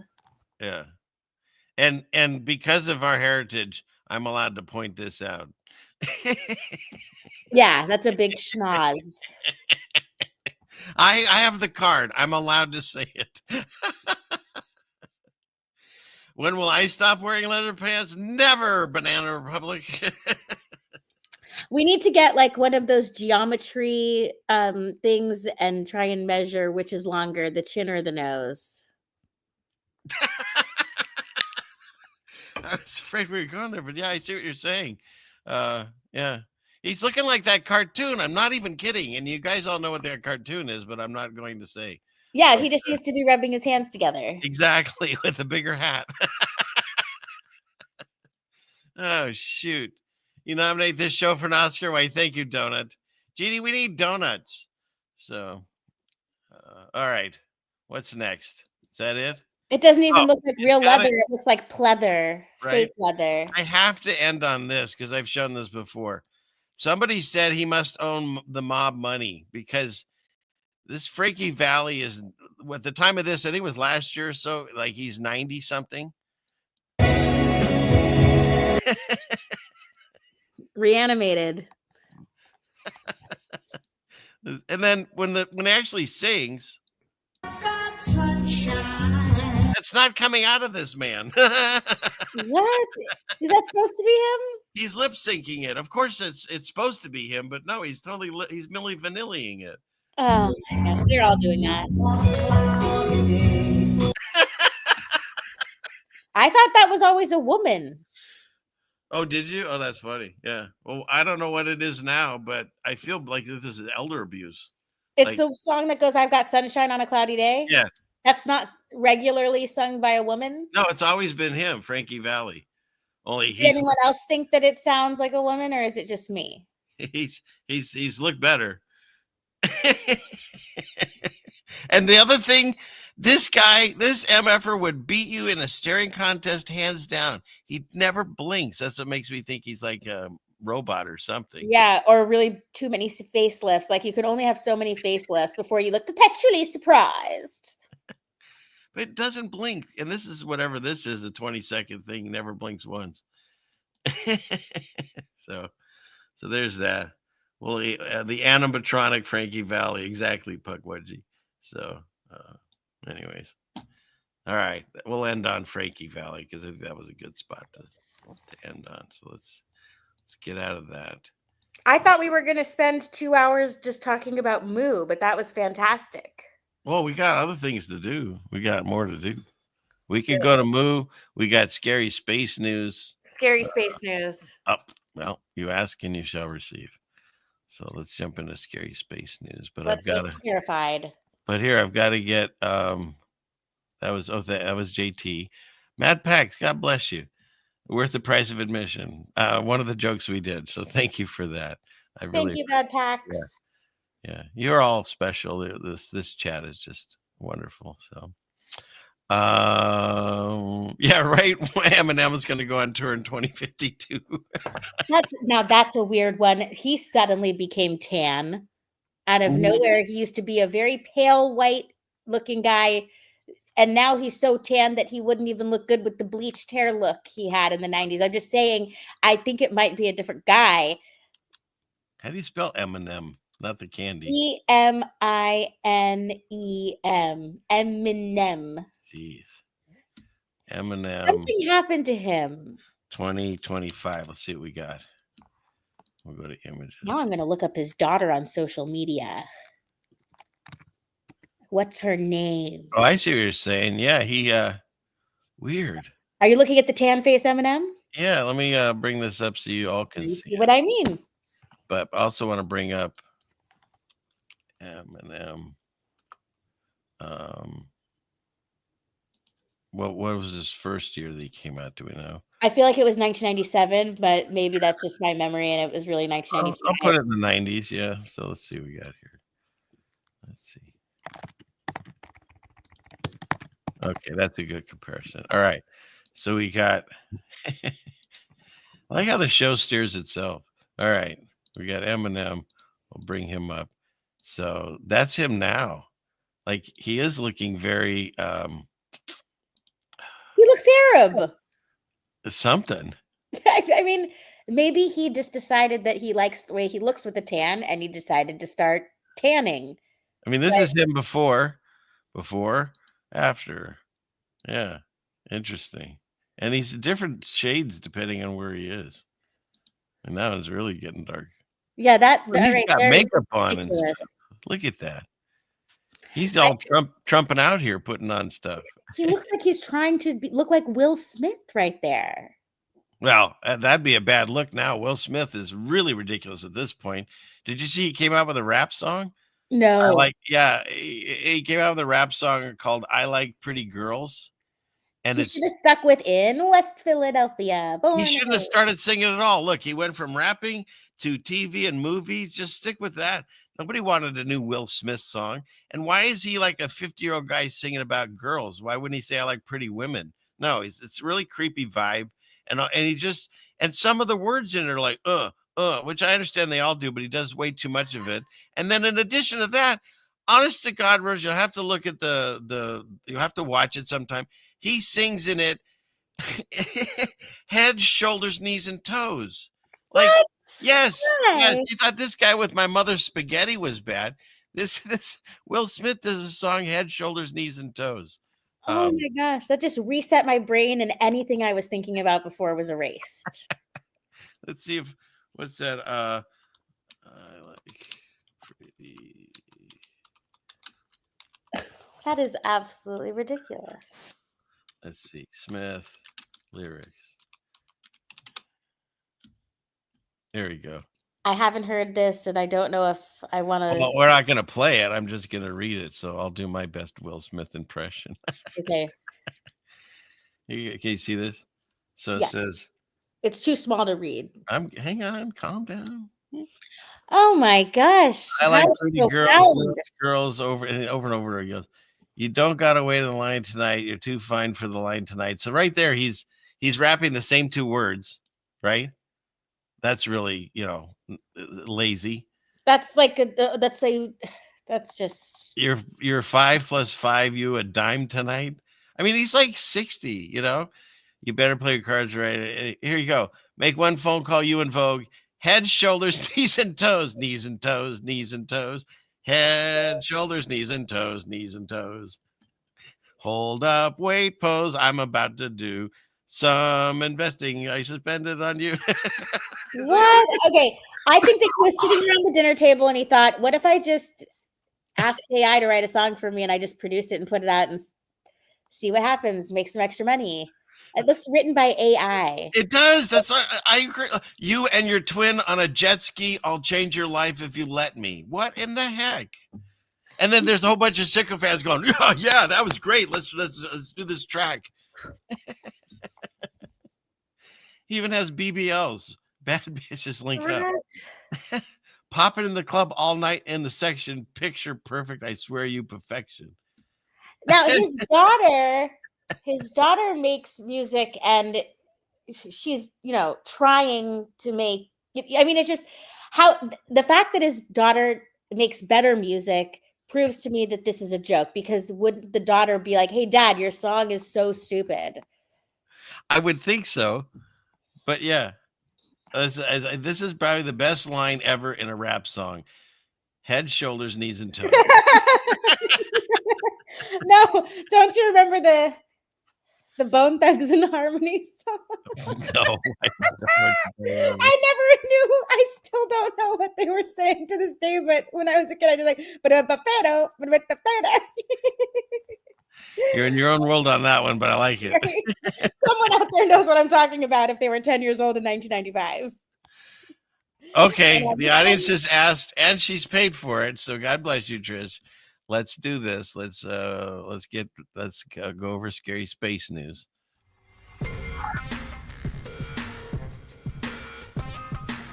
This week in scary space news.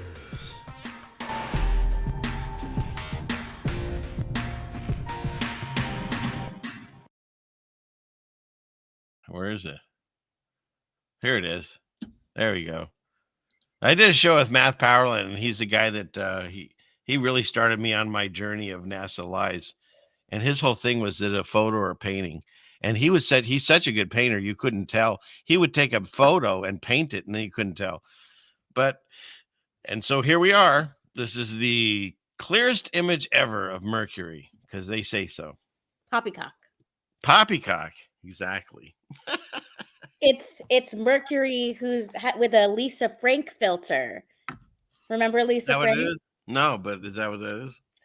It's weird because Lisa Frank was the same kind of like coloring books. Oh, I think I remember from like the if you're on shrooms, that kind of coloring book, you mean? I mean, well, what's for children? I don't even know it's a children's book. anymore. So, It's just like deep in the recesses of my memory that word came out. I'm like, oh, that's not Mercury. That's Lisa Frank. Oh yeah, I'm looking at stuff that's Lisa Frank now, and I'm right. it looks like this. The same color patterns. Fine, let's look.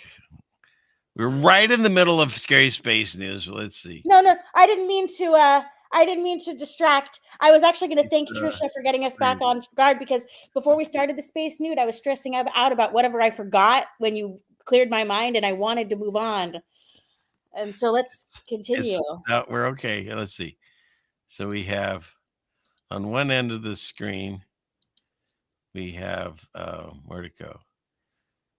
We have what was this one again? Mercury, I think it was. Yeah.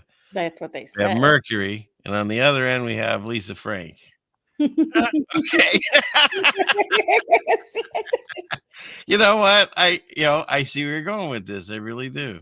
Let's put them closer together so I can get to it easier. Is it this one? Yeah. All right. Yeah. Maybe it's inspired by Lisa. Maybe Lisa Frank drew this one. Yeah. They're like, hey, Lisa Frank, can you draw Mercury? It's like, here you go. And they're like, oh my God, what's with the colors? They could have had Bob Ross do it, and there'd be some like happy clouds and stuff, right? Right. They had to go ask Lisa. Lisa Frank was the only one available, out of work for like 2 decades. And finally it's like, hey, Lisa. Well, I think Bob Ross is dead, allegedly, right? But did you ever hear that? Well, they say that, and I know everything on the internet's ridiculous at this point, but there's a thread out there that he painted areas that they actually found murdered people. And so there's like, is Bob Ross like one of the biggest serial killers of our time? Oh my gosh. Yeah, look it up. There's a whole theory on it. It's really funny. Yeah. That just reminded me of a joke, but how did that remind you of a joke? Oh my goodness. A joke about not murder for a murder. Yes. Jeez. There was another one I read. They said, now I haven't verified this one either, but I saw something, actually it was yesterday, that there's also the same, you hear, Jeannie, there's also the same theory on Garth Brooks' tour dates. There's someone went missing at like every place that he toured on that weekend. And I don't know. That's a really weird one too, but yeah. Yeah, see, Wendy, she heard it. His paintings are the places where their bodies were hidden. So. Wow. And Joy, I'm with you. I thought Mercury was like an orangish brown, but nay, we were wrong all these years. Come on, Mercury is supposed to be the closest one to the sun, so I just think of it as just being like hot, like putting glass in a flame. It's going to be bright orange because it's hot. Yeah. Why does it have all these colors? Because it's fake. Well, how dare you say that space is fake? Oh my gosh. Okay. Now where are we at here? Enough with that. Enough with her. I think it's a he too. Oh, it is? I think. Wait, what was the name of the person? Lisa. How's that a he? What's the matter with you? I don't know. I just remember. What are you doing with me? Is Lisa Frank a man or a woman? All right. I'm going to. Did I ever tell you what happened with Jeannie with, what was that? Chat GPT. Oh, it got mad at her and blocked her for a day. Wasn't it 24 hours? Lisa. I'm so sorry. Lisa Frank is a woman. It must be Mandela effect that me and my friends laughed at that. Okay. All right. Then I'll stop looking. No, she got banned by Chat GPT because she was just messing around with it. And what's that one guy? It was one of the Ryans. Ryan Reynolds. She help me if I mess this up. She asked Chat GPT if Ryan Reynolds is a woman. And of course, Chat GPT defended Ryan Reynolds and said, no, blah, blah, blah. So then she said, could you describe to me the features of a woman? And it talked about, what was it, hon? The hips, what do you remember the other ones? I don't know. Hands, hips, whatever. It described the features of a woman. And so then she said, so if Ryan Reynolds has all those, then isn't he a woman? And it started getting offensive, like, don't body shame, whatever. And no, he's definitely not. Oh. Right. It said, even though he has those characters, it was agreeing with her. Even though he has all those characteristics, he's definitely a man. And then Jeannie said, well, if it walks like a duck and quacks like a duck, isn't it a duck? And that's when ChatGPT said, okay, you can't talk for 24 hours to me. That is so crazy. I've never been kicked off ChatGPT. She can get kicked off anything. Just ask. Nextdoor's kicked her off. ChatGPT's kicked her off. Reddit, she was at negative like 2,000. I don't know, some number. Did you say she got kicked off of Nextdoor? Yeah. Oh my gosh, the neighbor one. They're missing out. They don't. Oh yeah. Oh, they block her comments all the time, and she's the funniest thing on there. The neighborhood doesn't deserve her. That they don't. See that, Jeannie? Rose says the neighborhood doesn't deserve you. So, all right. What are we doing? Oh, we're doing Scary Space News. Okay, let's go back into that. Let's see. Clickety click. Asteroids. This one, and this one. Okay. Clickety click. Clickety click. Exactly. Thank you. So they've talked about this before, but now they're doing it again. NASA revived the 47-year-old Voyager 1 spacecraft by successfully reactivating it from its frozen thrusters 15 billion miles away. What? From the 70s? They were saying like a while back that it was going to start entering like interstellar space or something. And so now they're saying that they're bringing it back, or they just found it to take a picture of it. They turned it back on somehow. And two things. One is, if they want to believe this is real, is there a satellite following the Voyager around to take its photo? And second, this was the plot from the original Star Trek movie, the really bad one, where Voyager became Voyager and like wanted to kill us all. So, once again, they're just rewriting the same movie. This was the really bad. Khan was the good one, Star Trek 2. This was the original one, the plot of it, and here it is. It's coming. Are they saying that they took the pictures with a telescope? Does it even say? You just expect that you'll see it when they talk about it. So they'll probably tell you, well, this one's a rendering or an image, which can be a drawing.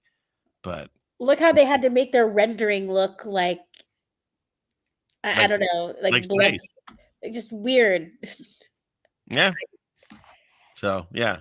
So coming soon to a theater near you, the original Star Trek, the bad one. It's funny if you.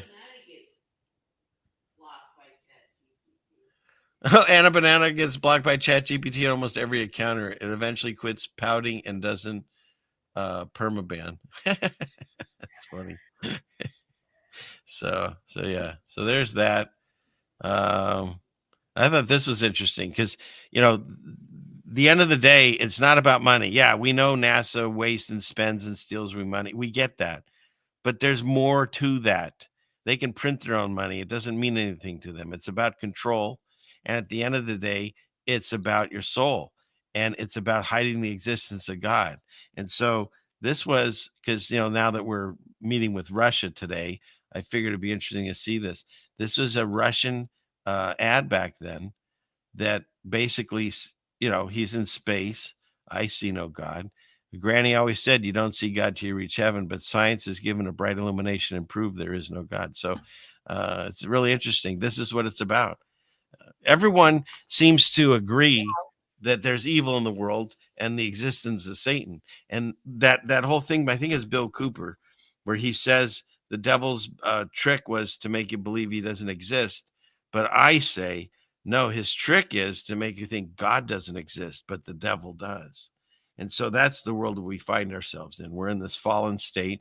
We're in what I believe is the little season. And it's so evident because all you hear about is Satan, and anything with God is negative, or it's shooed away, or, dismissed.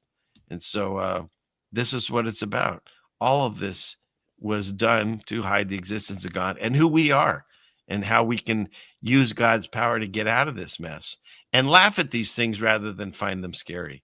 Because that's the thing. The Holy Spirit just fills you up with such comfort and joy that you get through it.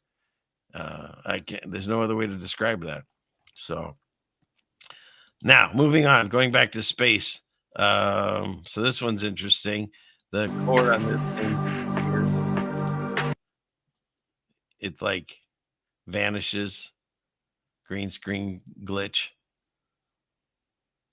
I've shown so many in this one. The feet disappear.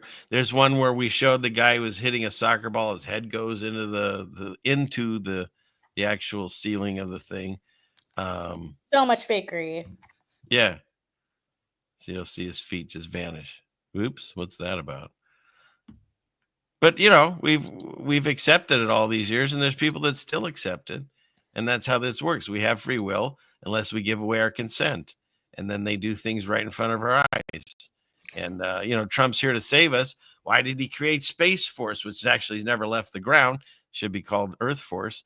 But when you turn his symbol upside down, it's totally bafflement.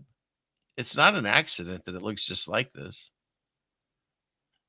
And then you got the vectors. I mean, you can go deep dive into all this stuff and how there's sigils and witchcraft and all that.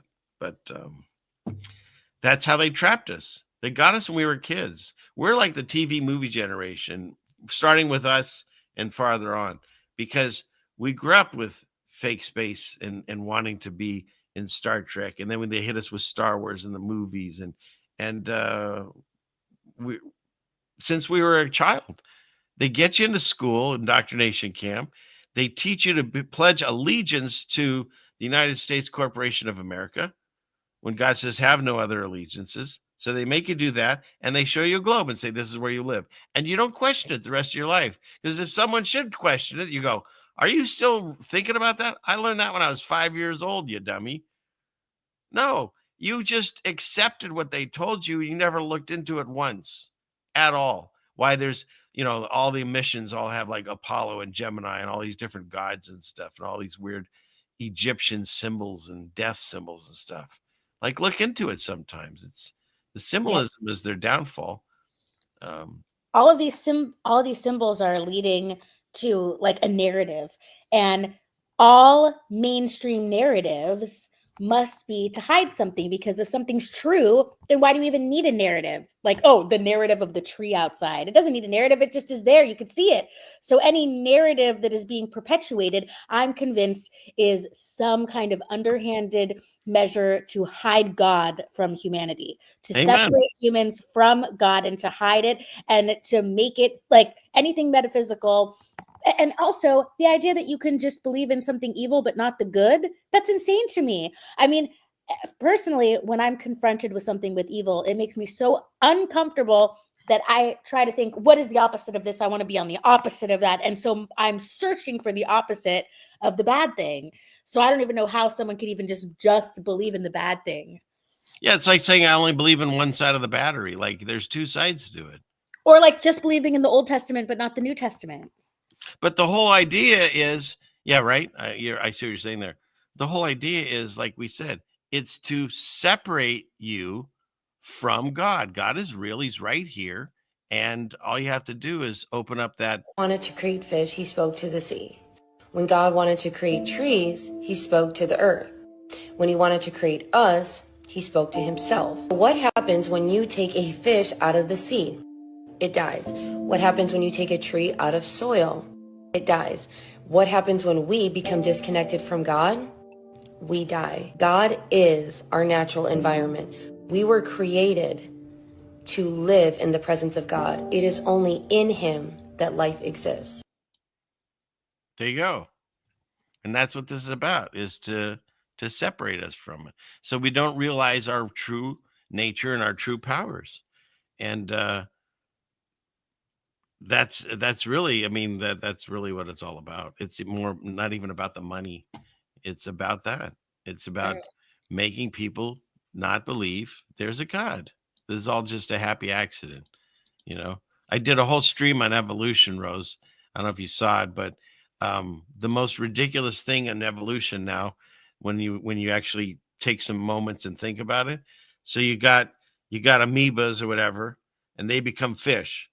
And then one day a fish creature goes, I want to try to grow arms and legs and walk on land. And so it does somehow, miraculously. And then all the food it's ever known, my son told me this, it's back behind it in the ocean or the water. But it's like, no, screw it. I'm going to go make my way and figure this out. And so somehow we evolved from fish to walking creatures and then to mammals. And then, of course, it goes monkey and then human, right? That's what they tell you. But there's some mammal somewhere along the way that said, screw you guys, I'm going home, and turned around and went back in the water, lost its legs, and became dolphins and whales. I'm not making that up. They are. That's insane.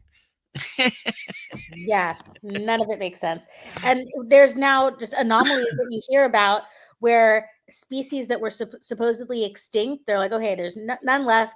And then they'll just pop up again in a certain environment. And so it makes me wonder if there are certain conditions that are necessary and that certain life can pop into existence. Yeah. I don't know how it all works. I don't know. Well, we've known that there's something called pleomorphism, where bacteria can transform into fungus, and then fungus can transform back into bacteria, and just different kinds of bacteria. So they definitely don't teach you that in school. No. And pants on. I hope you got a belt soon. He's right. You know, some of them are involved, and then there's what do they call them? The useful idiots. They're just being used and probably don't even realize it. And but they still push that agenda, trying to keep people from knowing God. So yeah. All right. Where are we at? Oh, did it get all real in here? So okay. All right. Well, we got to get real sometimes. And then let's see. Got to get ready to get real. Oh, I have that guy. Where is he? We're gonna Get ready. We're gonna get ready to get real. There he is. Get ready. So get set. So hang on. So buckle up. So sit. I can watch that in a loop. I don't know why. Yeah. I find that hilarious. Okay. We'll get rid of that and close some of these tabs. Let's see. There's this. How does the press? We already got that one. Let's see. Enough of that. Take that one down. Okay. We were doing scary space news. I think I have some. Jenny just showed up. Dear goodness, Jenny. Here you go. I don't feel dirty. I don't feel dirty. Hey, Jenny. Look how young David Lee Roth looked in that clip.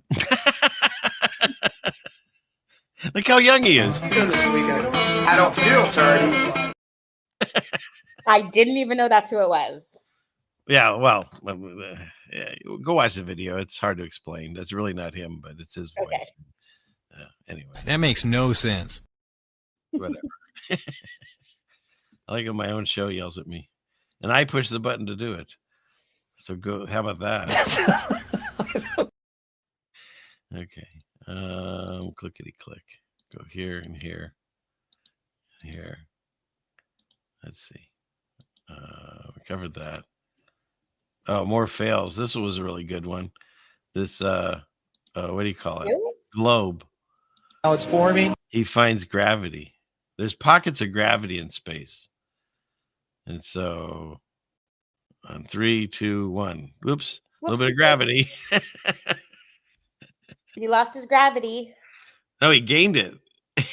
Oh, yeah.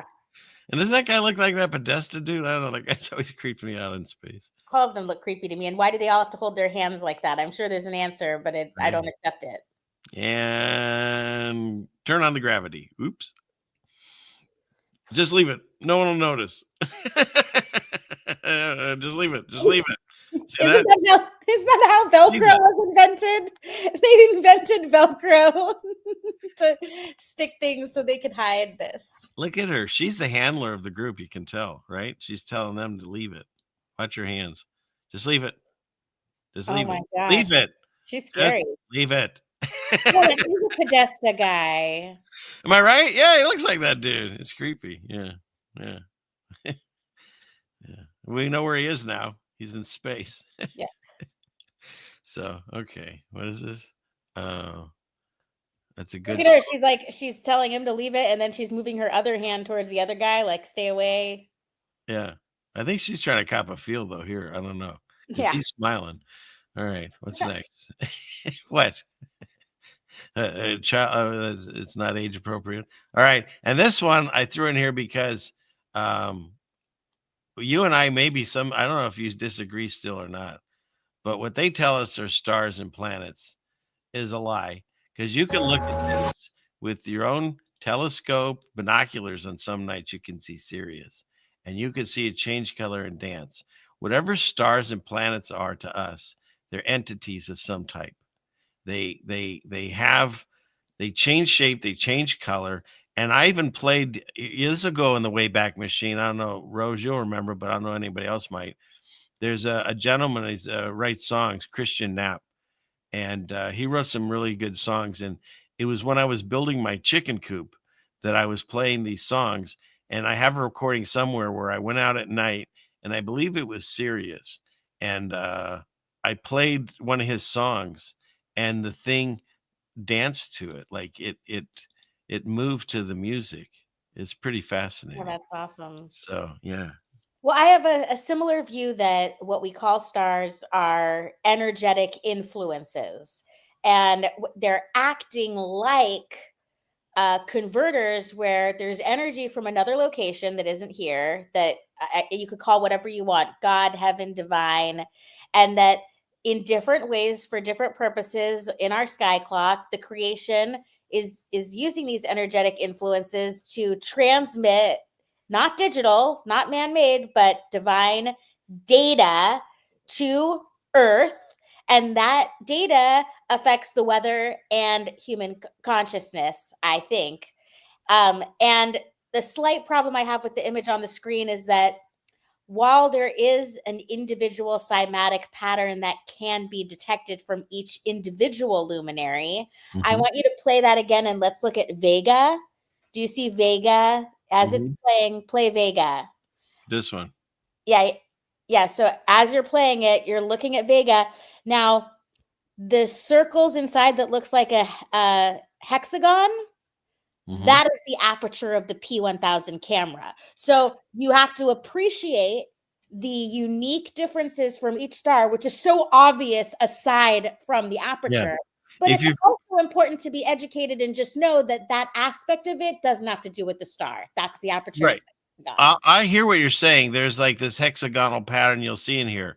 But what about the waves that go across it as it? Exactly. You're right. Yeah, that's what I want people to focus on. It's the wavy, cymatic color frequency light to focus on. Just ignore any hexagonal shapes. And two things I'll also say to you.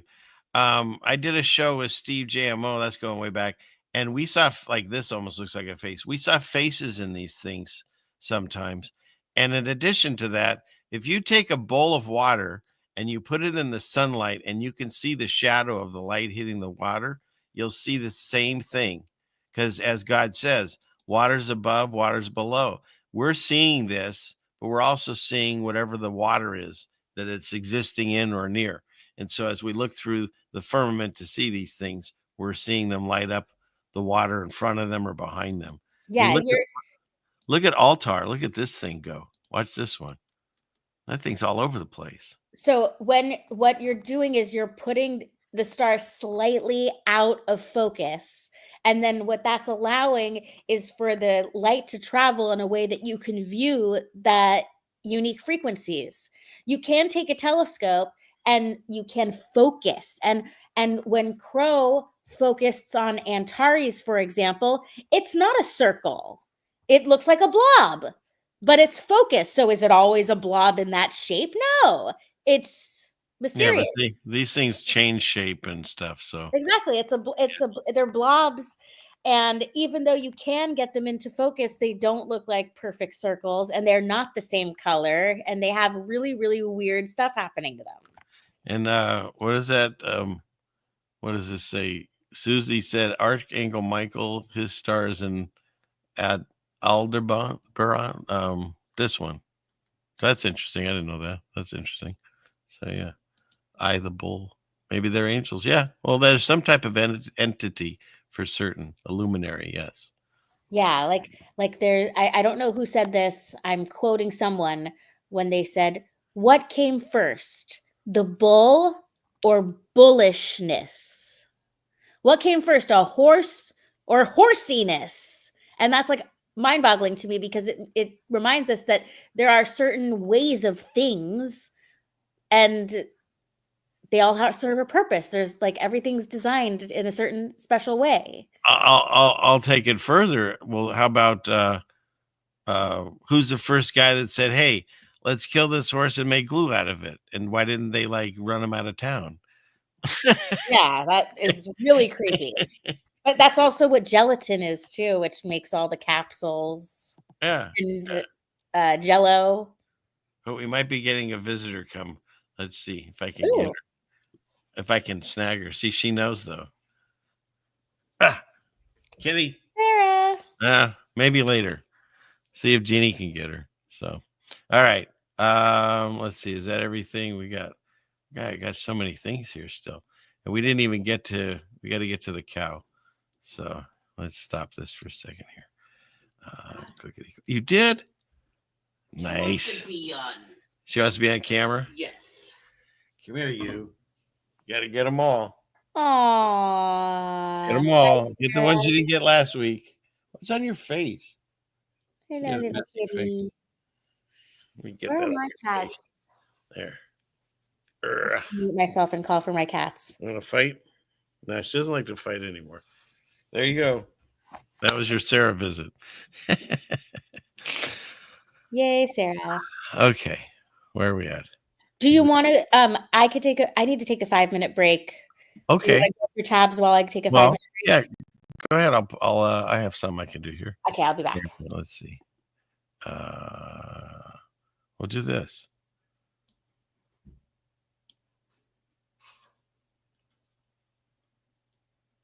No, we won't do that. Let's see. Here we go.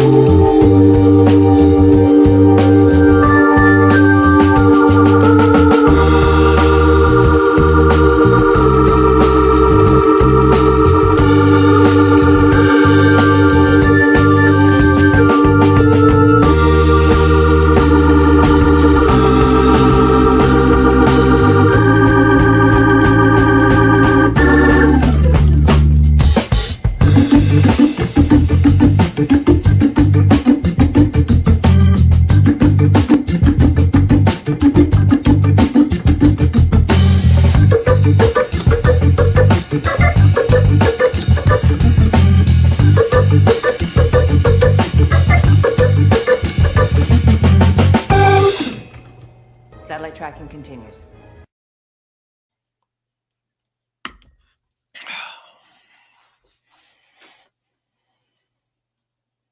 Oh, where am I? How do I get this off the screen? There. Where am I? There we are. What's going on? I just started learning how. There we go. Okay. So yeah. So there was that little vid that I put together. I don't even remember, a year or so ago, whenever that was. All right. So where should we go from here? Hopefully, everyone's still enjoying themselves. Are you not entertained? Are you not entertained? All right. So what should we do here? The Adult Muppet Show. What is it? I'm back. You are? Sweet. Yeah. That was perfect timing. So I just finished my little video there. Okay.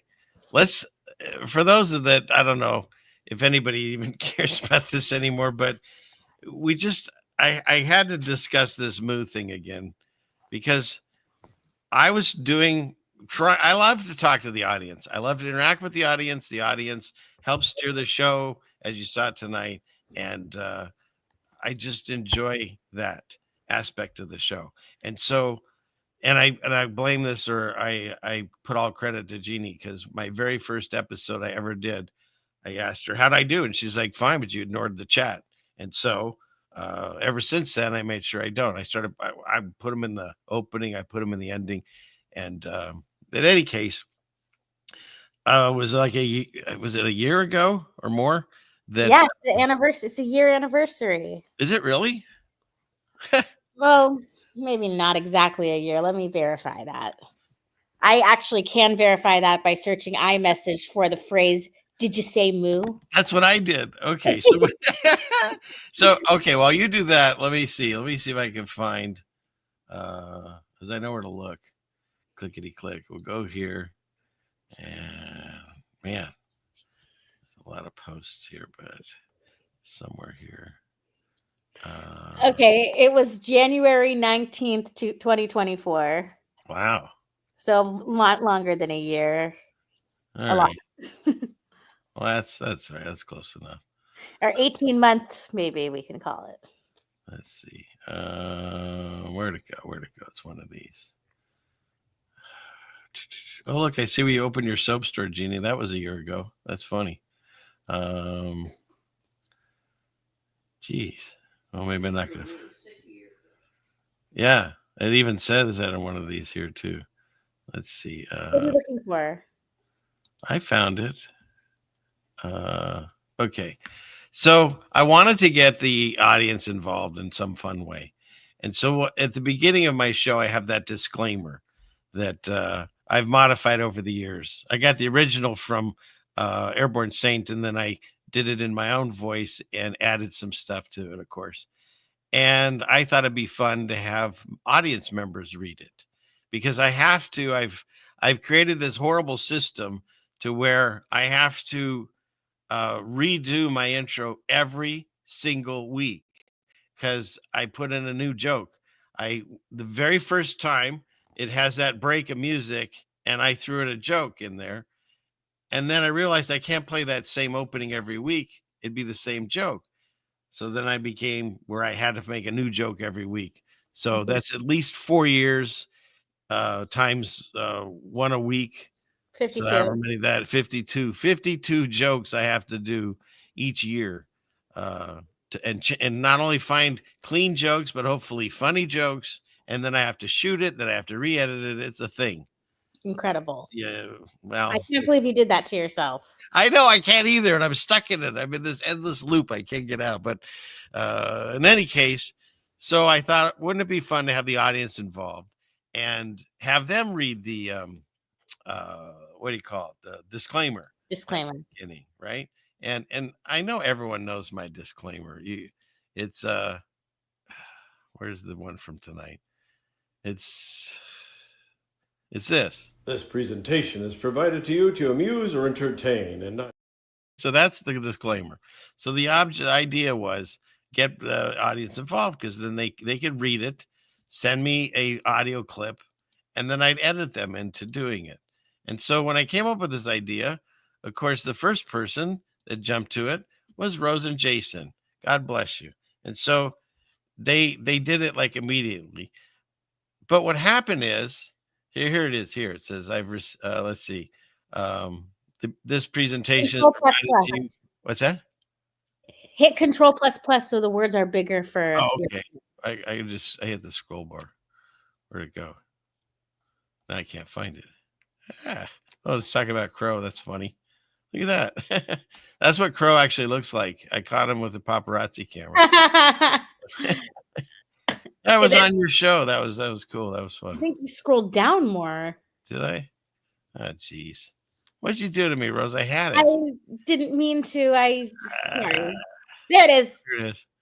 Okay. Let's see if I can do this slowly. There it is. Okay. So that's the thing. Okay. So now, but after all that, I want to show you this photo though. Let's see. How do I do that?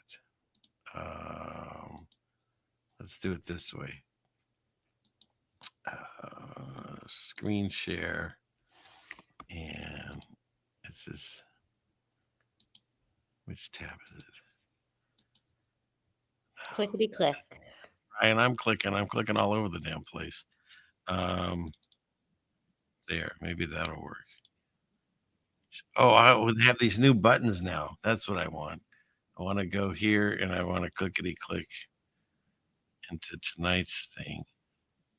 Here it is. Okay. So what happened was, oh, that's not the one. Hang on, everyone. Here it is. So what happened was Rose, this is Rose recorded it, okay? And she did it, and I asked her, could you do it a little faster? Because I was trying to fit it in this certain section. And so she did it again and shaved 10 seconds off of it. But when she says it, let me see. That's not the one where's the audio of it? Are we supposed to be looking at this cow? Oh, yeah. Is that all right? Do we take him off the screen? Okay.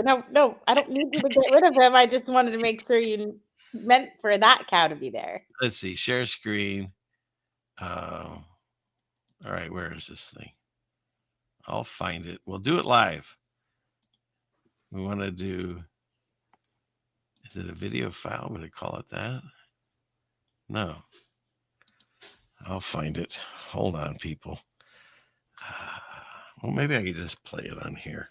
Or here's another option. Just really quick, I have an option. What if you put an overlay covering the screen and then share your entire screen? Make sure that your screen is exactly how you want it to look and then remove the overlay. No idea how to do what you said. So I'm just going to pull it up on my phone. And okay, just look it up on your phone. That sounds a lot easier. Yeah, I'm just going to do this. And I'm not someone that does this. I don't normally play off-air things and stuff, but I talked to Rose and she wanted me to, encourage me. And so so I still have, this is what she says here. This is the second one. Can you hear it? Let's see. This presentation is provided to you to amuse or entertain and not to conform or inform. The content on this channel should not be used to replace professional, financial, medical, or legal advice. All footage taken and used from public sources You did it really fast. The Digital Millennial Copyright Act of 1998, and therefore no breach of privacy or copyright has been committed. The show is sustainably sourced, not affiliated with any community, club, fraternity, or gang. Your cat may vary. Moo. So I haven't heard that in this entire time because you removed the episode. I didn't have that saved. Okay, so hang on. Please share my screen again. The moo sounded so lackluster compared to so I loved it, but I said, well, first of all, I said, nice. Did you say moo at the end? That's what I said. Did you say moo? Because I swear I said it, Ginny. Go, I swear she said moo. But why would she say moo? And then before you even could answer it, I got Jason's. And this presentation is provided to you to amuse or entertain and not to conform or inform. The content on this channel should not be used to replace professional, financial, medical, or legal advice. All footage taken and used from public sources follow the Digital Millennial Copyright Act of 1998, and therefore no breach of privacy or copyright. It's it. This show is sustainably sourced and not affiliated with any community, club, fraternity, or gang. Your cat may vary. Moo. Okay. So at that point, hold on. When you said when we just read it as it was written and we wanted to help you and we would do anything for you. And when you said nice, did you say moo at the end? We read it like, did you say moo? Did you make sure you said moo? Did you say moo? And we're like, yes, we did say moo. We obeyed. We obey your command. But what you really meant when you wrote that was, did you say moo? Yeah, like, why? At first you heard yours. Yours is so quick. I was like, did you say moo? When you get to Jason's, I mean, he's moo. It's out there. So that's why I turned to Jeannie. I'm like, why are they saying moo? I don't understand. And her response was beautiful. She said, well, maybe you wrote moo. I go, of course I didn't write moo. Why would I write moo? That's stupid. I wouldn't write moo. And then when you actually look at the thing here, let's see if I can get into the right screen share. Let's see. How do I get into it? It's this one. If I get into the correct screen share. Clickety click. I to this day, I can't tell you. I can't explain it. I did not type moo, at least not consciously. It makes no sense. So when Jeannie said, maybe you typed moo, I got really irritated. Went on screen, of course. Once again, I was proven wrong. It says moo. So that's why they're saying moo. So then that's when it gets great, because that's when I get this one.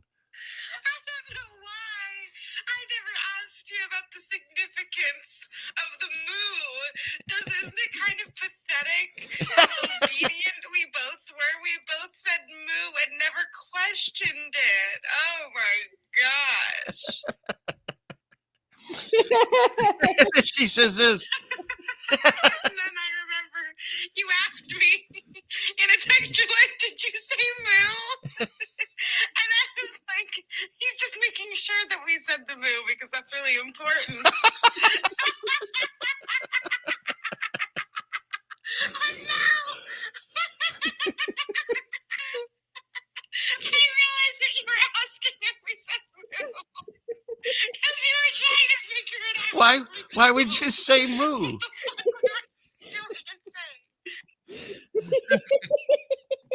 So then, of course, I can't let that go. We left. We still, to this day, my sides hurt when I think about how it all went down. And so I've decided, well, I'll put a moo in there. What would a cow look like on my show? So I started sending Rose pictures. I'm like, what do you think of this one? And it was all right. And then I said, well, then where'd he go? That's this guy. Why can't I do my show here? Let's see. That's not him. Which one is it? Is it this side? Yeah. Okay. So we'll go with that. Screen share. Clickety click. This one. So I came up with this cow, and that wasn't quite doing it. So then I found this cow. And then Rose liked this one. Jeannie liked this one, but it wasn't doing enough for me. So I said, what if I put a moustache? And of course, a monocle, but because like the Monopoly guy lost his, I figured I'd give it to the cow. Yeah. And then it still wasn't doing me because it's ceiling fan, man. We're in space. So then I came up with this. And that's what I think. And then, of course, I voice the cow. I say moo. And that's how that all became. So if anybody even cared, it's not that understandable. I'm sorry, Judas, but it's like, this is why you see that at the beginning, I Say Moo, because this whole ridiculous thing came about from some mistype I did. And then of course, everybody that did I left it there. And of course, everyone else also did the Moo. So there you go. Again, there are things on this show that just make me laugh, and maybe you guys, some of you got it, some of you didn't, but that's something else. I Say Moo. I like the fire and ice symbolism. Right? The red and the blue, the duality with the cow. Thank you. You caught it. You did. You caught it. And then completely unrelated, I ended up doing a whole bunch of what do you call it? Where are they? Cow whispers. I mean, this was the original. Previously on The Cow Whisperer.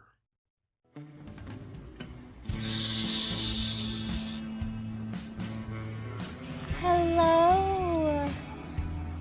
It's okay. You know, everyone says that they think that's your voice. Doesn't that lady sound just like you? Maybe a little bit. Yeah.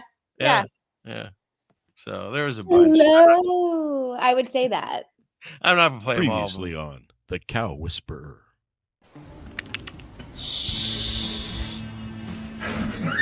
Hello. It's okay. Oh.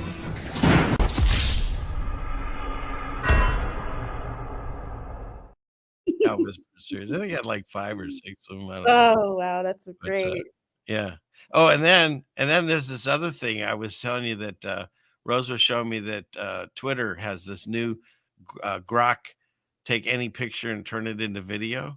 And of course, I have to show this because she then got, where is it? Look at it. She animated the cow. I don't know how to feel about that, honestly. Yeah, it's creepy. It is.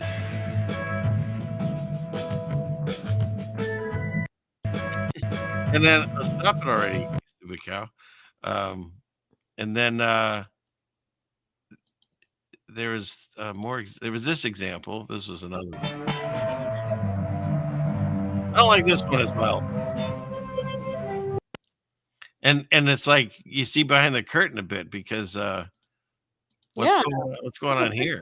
What's that? Stairs? Stairway to heaven? What is that? I don't know. AI decided to throw that in there. So it split the veil. Yeah, kind of creepy. It's more creepy when you do it to people. Oh yeah, I don't like it. Yeah, at all. And in fact, the last one here, I'll just show it, but this one was the worst, I think, because it makes weird noises. I mean, what the heck is that? That's not what he sounds like. Yeah. on West Teeth. I don't even know what he said, but that's not me. It sounds like he's saying, what? It sounds like he's saying, yeah, you know, West Teeth or something like that. Oh, he was singing Motley Crue? Big Mac 103. Honk honk. Oh, shoot. So yeah, so there's that. That's kind of some weird, creepy stuff there. Very creepy. But just be careful, people, because any picture that you give to X, someone can just right click on it and animate it, and you don't get to pick what happens, right? So if, you know, you never know what it's going to make you do in the video. So it's creepy. Yeah, that is. So, all right. Well, as long as we'll continue with the cow talk, clickety click. We'll go here, and which one is it? I think it's this one. So, you know, there's a bunch of people that are still trying to like talk about Revelation. They're looking forward to it. It's really weird. But of course, there's the special children that supposedly last month had a red heifer cow sacrificed. And Oy.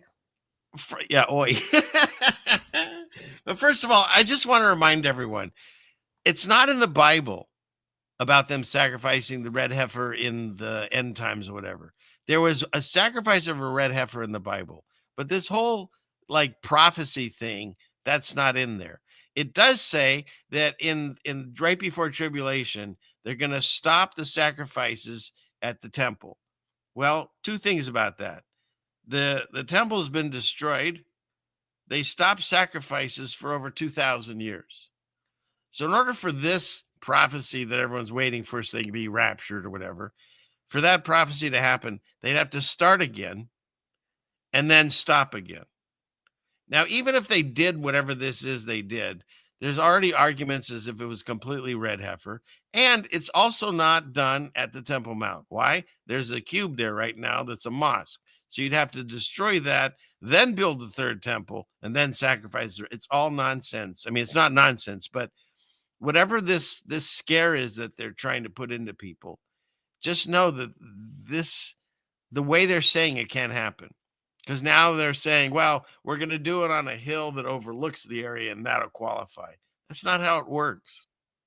You can't pretend something is something else. You know, the gal in the subway that really sings well, she's not, I don't know, who was I going to say? I lost the train of any kind of woman's. Shania Twain. How about that? She's not Shania Twain. She might sing nice, but she's in a subway. She's not at a stadium with hundreds of thousands of people. You can't just do a sacrifice and say, oh, this is it. It qualifies because they say so. So all of that, and in my mind, whatever that all was happened because for myself and others that, you know, possibly that are listening, some don't agree yet, but all that already happened. And we're in the short season, little season, pizza. And so what's going to happen? He's going to give us his version because we weren't around to see the first one. And so we're going to be existing in whatever this Satan's version of revelation or whatever is coming our way. Because we're supposed to be here for these times. We were chosen for these times. And so what you do with that information, that's the beauty of free will.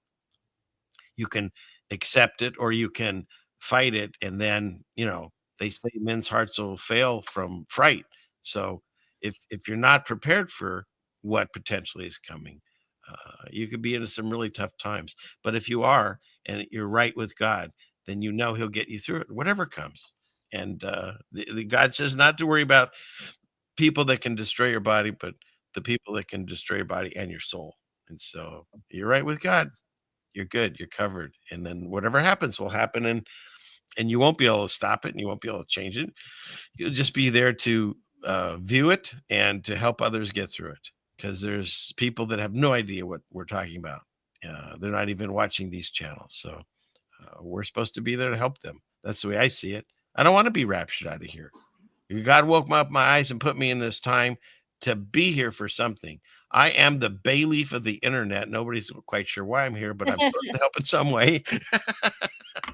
And then when he's used me up, he'll toss me. And that's okay, because then I get to see God. So, you know, it's a win-win no matter what. But I don't want to be raptured. He knows that. He reads your heart. I want to be here to help people. And if that means I'll go through some tough times, I know he's got my back. Because I'll tell you something, this last, I'd say, month has been very difficult in this household. And I know everyone's got their own struggles. People write to me all the time, and please keep writing me letters, handwritten letters or email. I answer them all. I love to hear from you.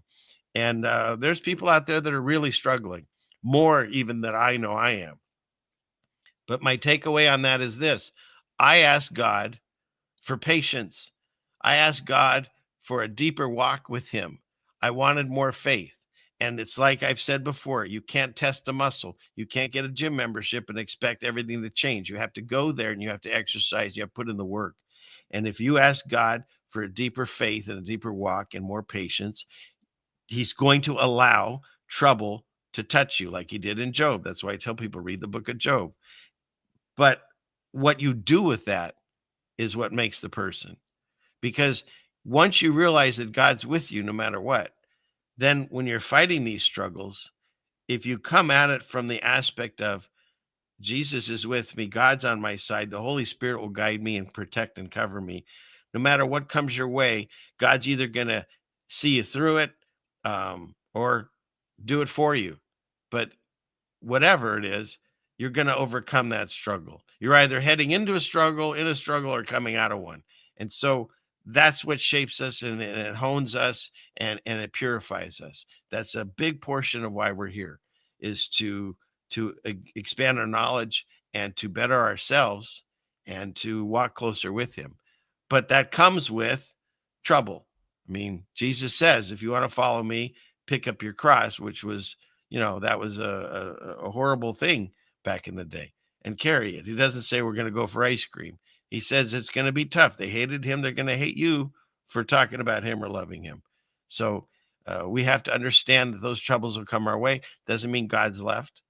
That means he's listened to us. He's answered our prayers. And you said you want a deeper faith. How are you going to do it unless he gets tested? So you test your faith, and then you continue to grow. That's the way I see it. So what do you think, Connor? Was that good? Well said. Oh, thanks, Rose. Okay, what are we doing? We still some more tabs here. We're still good? You still good? I'm keeping you up. Okay. Chat still want me to keep going? Yeah, why not? Let's see. And if I Patty, got nowhere else to go. ooh, I don't think we've played that one at all tonight.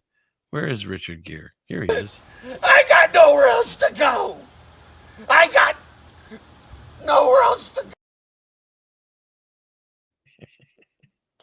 Academy Award winning. Thank you. Yeah, the Academy, they overlooked me that year, and they shouldn't have. Just saying. So, all right. What else? Let's go through the rest of these tabs. Go up here. Clickety click. Here. Okay. So we did that. Oh yeah. Ooh, Look what at is that? Oh, this is really cool because these buildings go on for days under the ground and stuff. Check this out.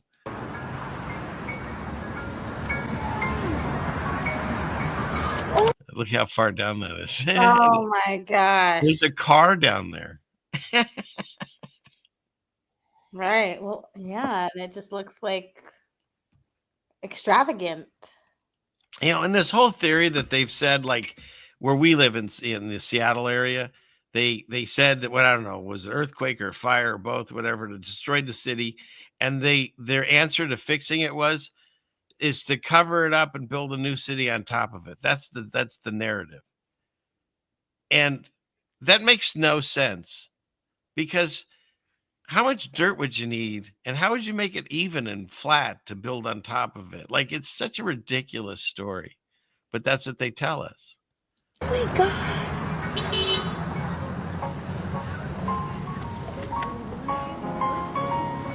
It's like a whole city under the city. But I mean, why would that hole even be there? Because wouldn't the rain get in that hole? So don't they need to plug it up?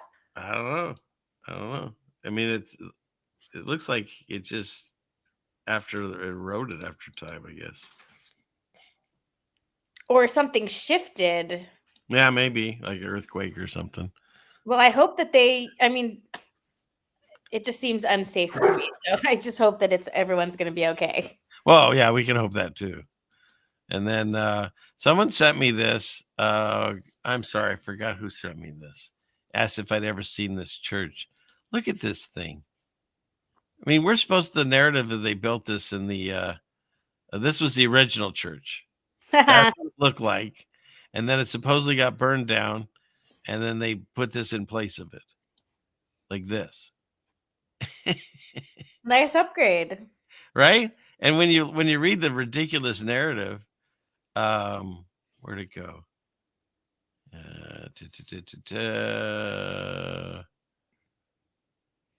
There we go. So it says here they had prefabricated elements weighing 500 tons, produced in Vienna from 1890 to 1896, transported to Istanbul by ship through the Danube and the Black Sea. All right. And here's the kicker. A 1.5 year build in 1898. They built this. And everyone must have been a master craftsman back then that they could build these structures, So Unbelievable. Yeah, it is. It's completely unbelievable. Look at the size of these things. 1898. For what purpose? Meanwhile, they're living in little huts and shacks. You never see Dad because he's been out building this thing his whole life. Well, I guess this one was only a year and a half. Look at the inside of this thing. So intricate. Gorgeous. Right? So how do they build these things? We don't know. It's a technology that we are not aware of, and we can't do it to this day.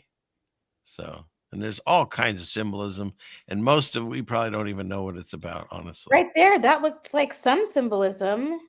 Yeah. Well, this is supposed to be the Holy Ghost coming down like a dove. Oh, yeah. Supposedly, but who knows what it is for real, Right.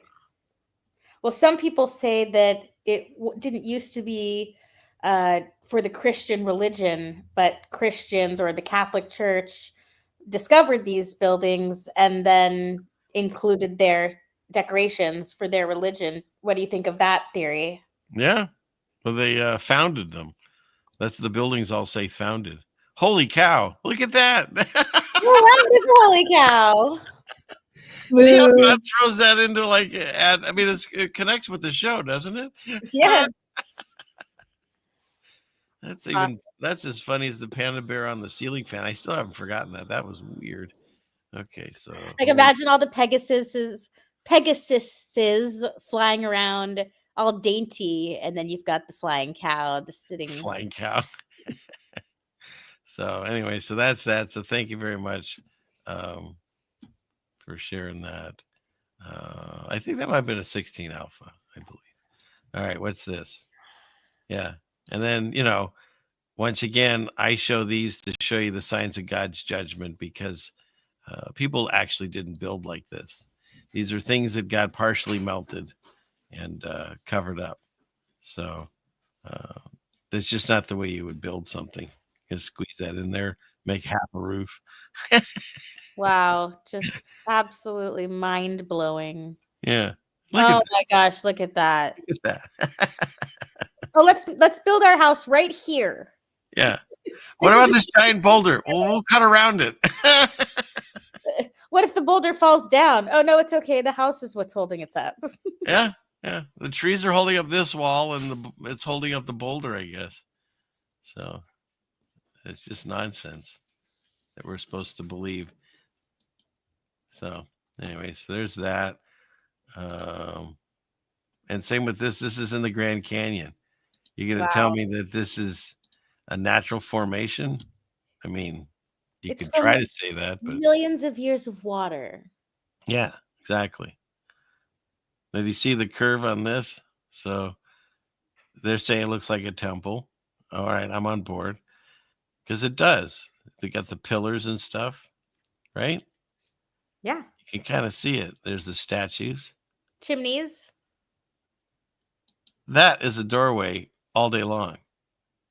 Or a window. Or a window, but it's an arch of some kind for sure. It's not a natural structure. Yeah. And then, all right, so you got the statues versus that. I totally see that. You got that to that. It's just partially melted away. That's what I see. I see structure there. I'm not saying all mountains are buildings. I'm saying some of these were, and this one definitely was. This was some type of structure that we now call a mountain with sedimentary later and stuff, but it's not. These were buildings from a civilization we don't know about, and it got fried. Why? Not from some like crazy, we don't know what happened. Read your Bible. God's judgment has happened on this earth multiple times, and he's the only one that can make things melt like wax with fervent heat. And did it come from the bottom or the top? Who knows? None of us were here to see it, so we can't explain how that happened or when it happened or how many times. But the book will tell you that it's God's judgment because there's no other explanation. We don't understand what could cause this to melt in such a way. It doesn't make any sense. So that's my melted section for tonight, as we're running out of time. These are really good about wisdom. Like, if hard work led to success, the donkey would own the farm. So what's this one? You need to, you need to tear a muscle to grow it. Why would it be different for the mind or spirit? So I don't know why this is a creepy picture, but yeah, that's what it is. If you want this deeper faith, if you want this deeper walk with God, you're going to have to be tested. And it's not a bad thing. I mean, when you're going through it, it's certainly bad, but it makes you a better person on the other side. And you actually get more peace in your life. It's pretty weird how that works. But the more that comes at me, the more I'm feeling that peace. And maybe that scary looking skeleton who's whispering in his ear is supposed to represent fear or something, like fear of I don't know. Maybe. No, it makes sense. But I also like this one. You are enough. We don't need more of you. And this one is my last one that I think I might want to talk to God about. I think God's next test for me should be, can he handle a ridiculous amount of money? Yes. Can you handle it? I don't know. You should test me on that one, God. Yeah, let's find out. Let's do an A/B test. So, yeah. You got to buy a lottery ticket if you want to win the lottery. Yeah, that's the old Jewish joke. I remember that one. But the Christian version could be, you've got to pray if you want God to hear you. True, but the thing is you don't want to pray for money, because that goes against what God would tell you to pray for. See, pray for everybody else's success. This is a conundrum, is what they call them. Maybe, maybe God already has it all figured out, and there's a plan that you couldn't possibly understand. Well, that's every day of my life. And I was going to show you real quick, like, again, prophecies are happening. There's rivers turning into blood. There's supposedly in Antarctica, there's blood coming out of the ice, and then there's all these different rivers and streams around the world. Some of them that have been dried up and now they're all red. Is that the prophecy coming true? Yeah, maybe, or who knows? I can't explain it. All I know is it's happening. Be aware of it, but have no fear, because there's the what is it? The beginning of wisdom is the fear of God, and that's it. Because then you realize when you have God, you have nothing to fear, and the whole world just no longer scary in my mind. And the last thing is, don't forget this. Besides what's happening in the world that's negative, God said at those times he's going to pour out his spirit. And this is a campus. Where was this? Liberty University. And they did a song and dance celebrating Jesus on campus. And you rarely see that.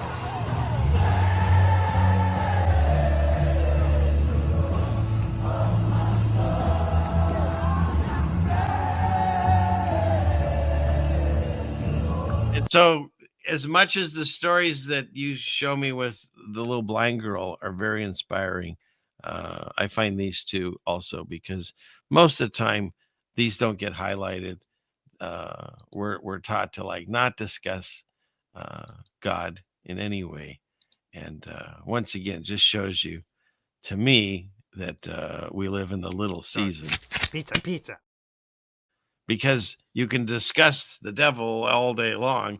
You can have shows about him, movies, whatever. He's the hero in Supernaturals, whatever. But don't talk about God. Don't bring him up. And definitely don't tell people that Jesus is the way, the truth, and the life. No one gets to the Father except through him.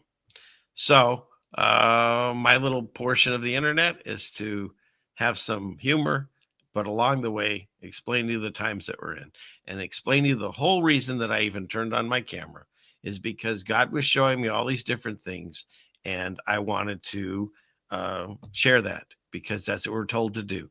If God does these blessings, you're supposed to be that light in the candle in the window, rather than hidden away. We're supposed to show the good works that he does through us, even in times of trouble, I can still show you how much joy and how my faith is getting stronger every day. And how did it come about? I didn't just wake up like this. I'm struggling through it. It's not been easy. Ever since I asked for this, he's said, okay, because God says if you ask a prayer, you come in the right, mindset and it's within his rules and laws, he doesn't think about it. He does it. Now, you're not sure when it happens, but man, I've been feeling it. And so I praise God for the blessings that he's given me by testing my faith and being there for me when it wavers. And I'm feeling him stronger now more than ever. And I just hope and pray to get out of this tribulation as soon as possible and then move on to the next one, I guess. So, all right. Well, I think we've kind of talked about everything and nothing all at the same time. Don't you think, Rose? We've put it all out there. I think we've talked about everything except nothing. But if you want to cover everything, then we can talk about nothing right now. Well, how would we talk about nothing? How would Just we know? like 10 seconds of silence, and then we will have covered everything. Okay, here we go. There we go. Information's out there. All you have to do is let it in. I think this has been a fantastic show. I enjoy my time with you. I consider it a time capsule for when I'm very, very, very old and I can look back and when my happy days. Oh, thank you very much. Oh, as long as you said that. Besides having fun, why did he play that? Because you said Happy Days. There was a show in the 70s, and that was from it. So, were you born in 2000 something or whatever? I was born in 1985. Yeah. And I was already 1 year out of high school. So there. That's Crazy. how old I am. All right. Okay. Well, once again, Rose, it's a pleasure. I enjoy our conversations, and let's do it again. And thank you for being here tonight. Is there anything that you wanted to plug or mention or anything to the audience? No, I just am so happy to be here. You're the greatest friend ever. I love you and Jeannie, and I hope you have the best night. Thank you. God bless you. And dear Lord, please continue to watch over all of us who are here now or listening later to the sound of my voice. Please continue to guide us and direct our lives through these times. And when we're hurting and we're sick and when we need you, send the Holy Spirit comfort. Come to us right then and there, and come to us now. And please help us, heal us, and lift us up. Lift up our hearts. Fill our hearts with joy, and know that we know that you're here, and you'll always be here for us. And for those that aren't quite figured this all out yet, give us the patience to wait for them and hopefully open their eyes as soon as possible. We want everyone to come home. We want to feel all of your children feel your blessing. We don't want to leave anyone behind. And we thank you so much for all of our blessings and continue to guide us through these times. I ask this in Jesus' name. Amen. Okay. God bless you, Rose. Thank you, everyone in the chat that has been here. All the people that did support monetarily. Anybody that don't forget to hit the like button. All that. I really do appreciate all of you, and thank you for being here. And God willing, we'll do it again next Friday. And in the meantime, please feel free to reach out to me, comments or emails, whatever. It's all appreciated. So having said that, thank you again, Rose. We love you both. And yeah, so I think that's it. You good? I'm good. Good night. All right. So he said this with a knife in his leg. Class is dismissed. All right. We'll see you again next week. God bless you all. Have a good night. And the satellite.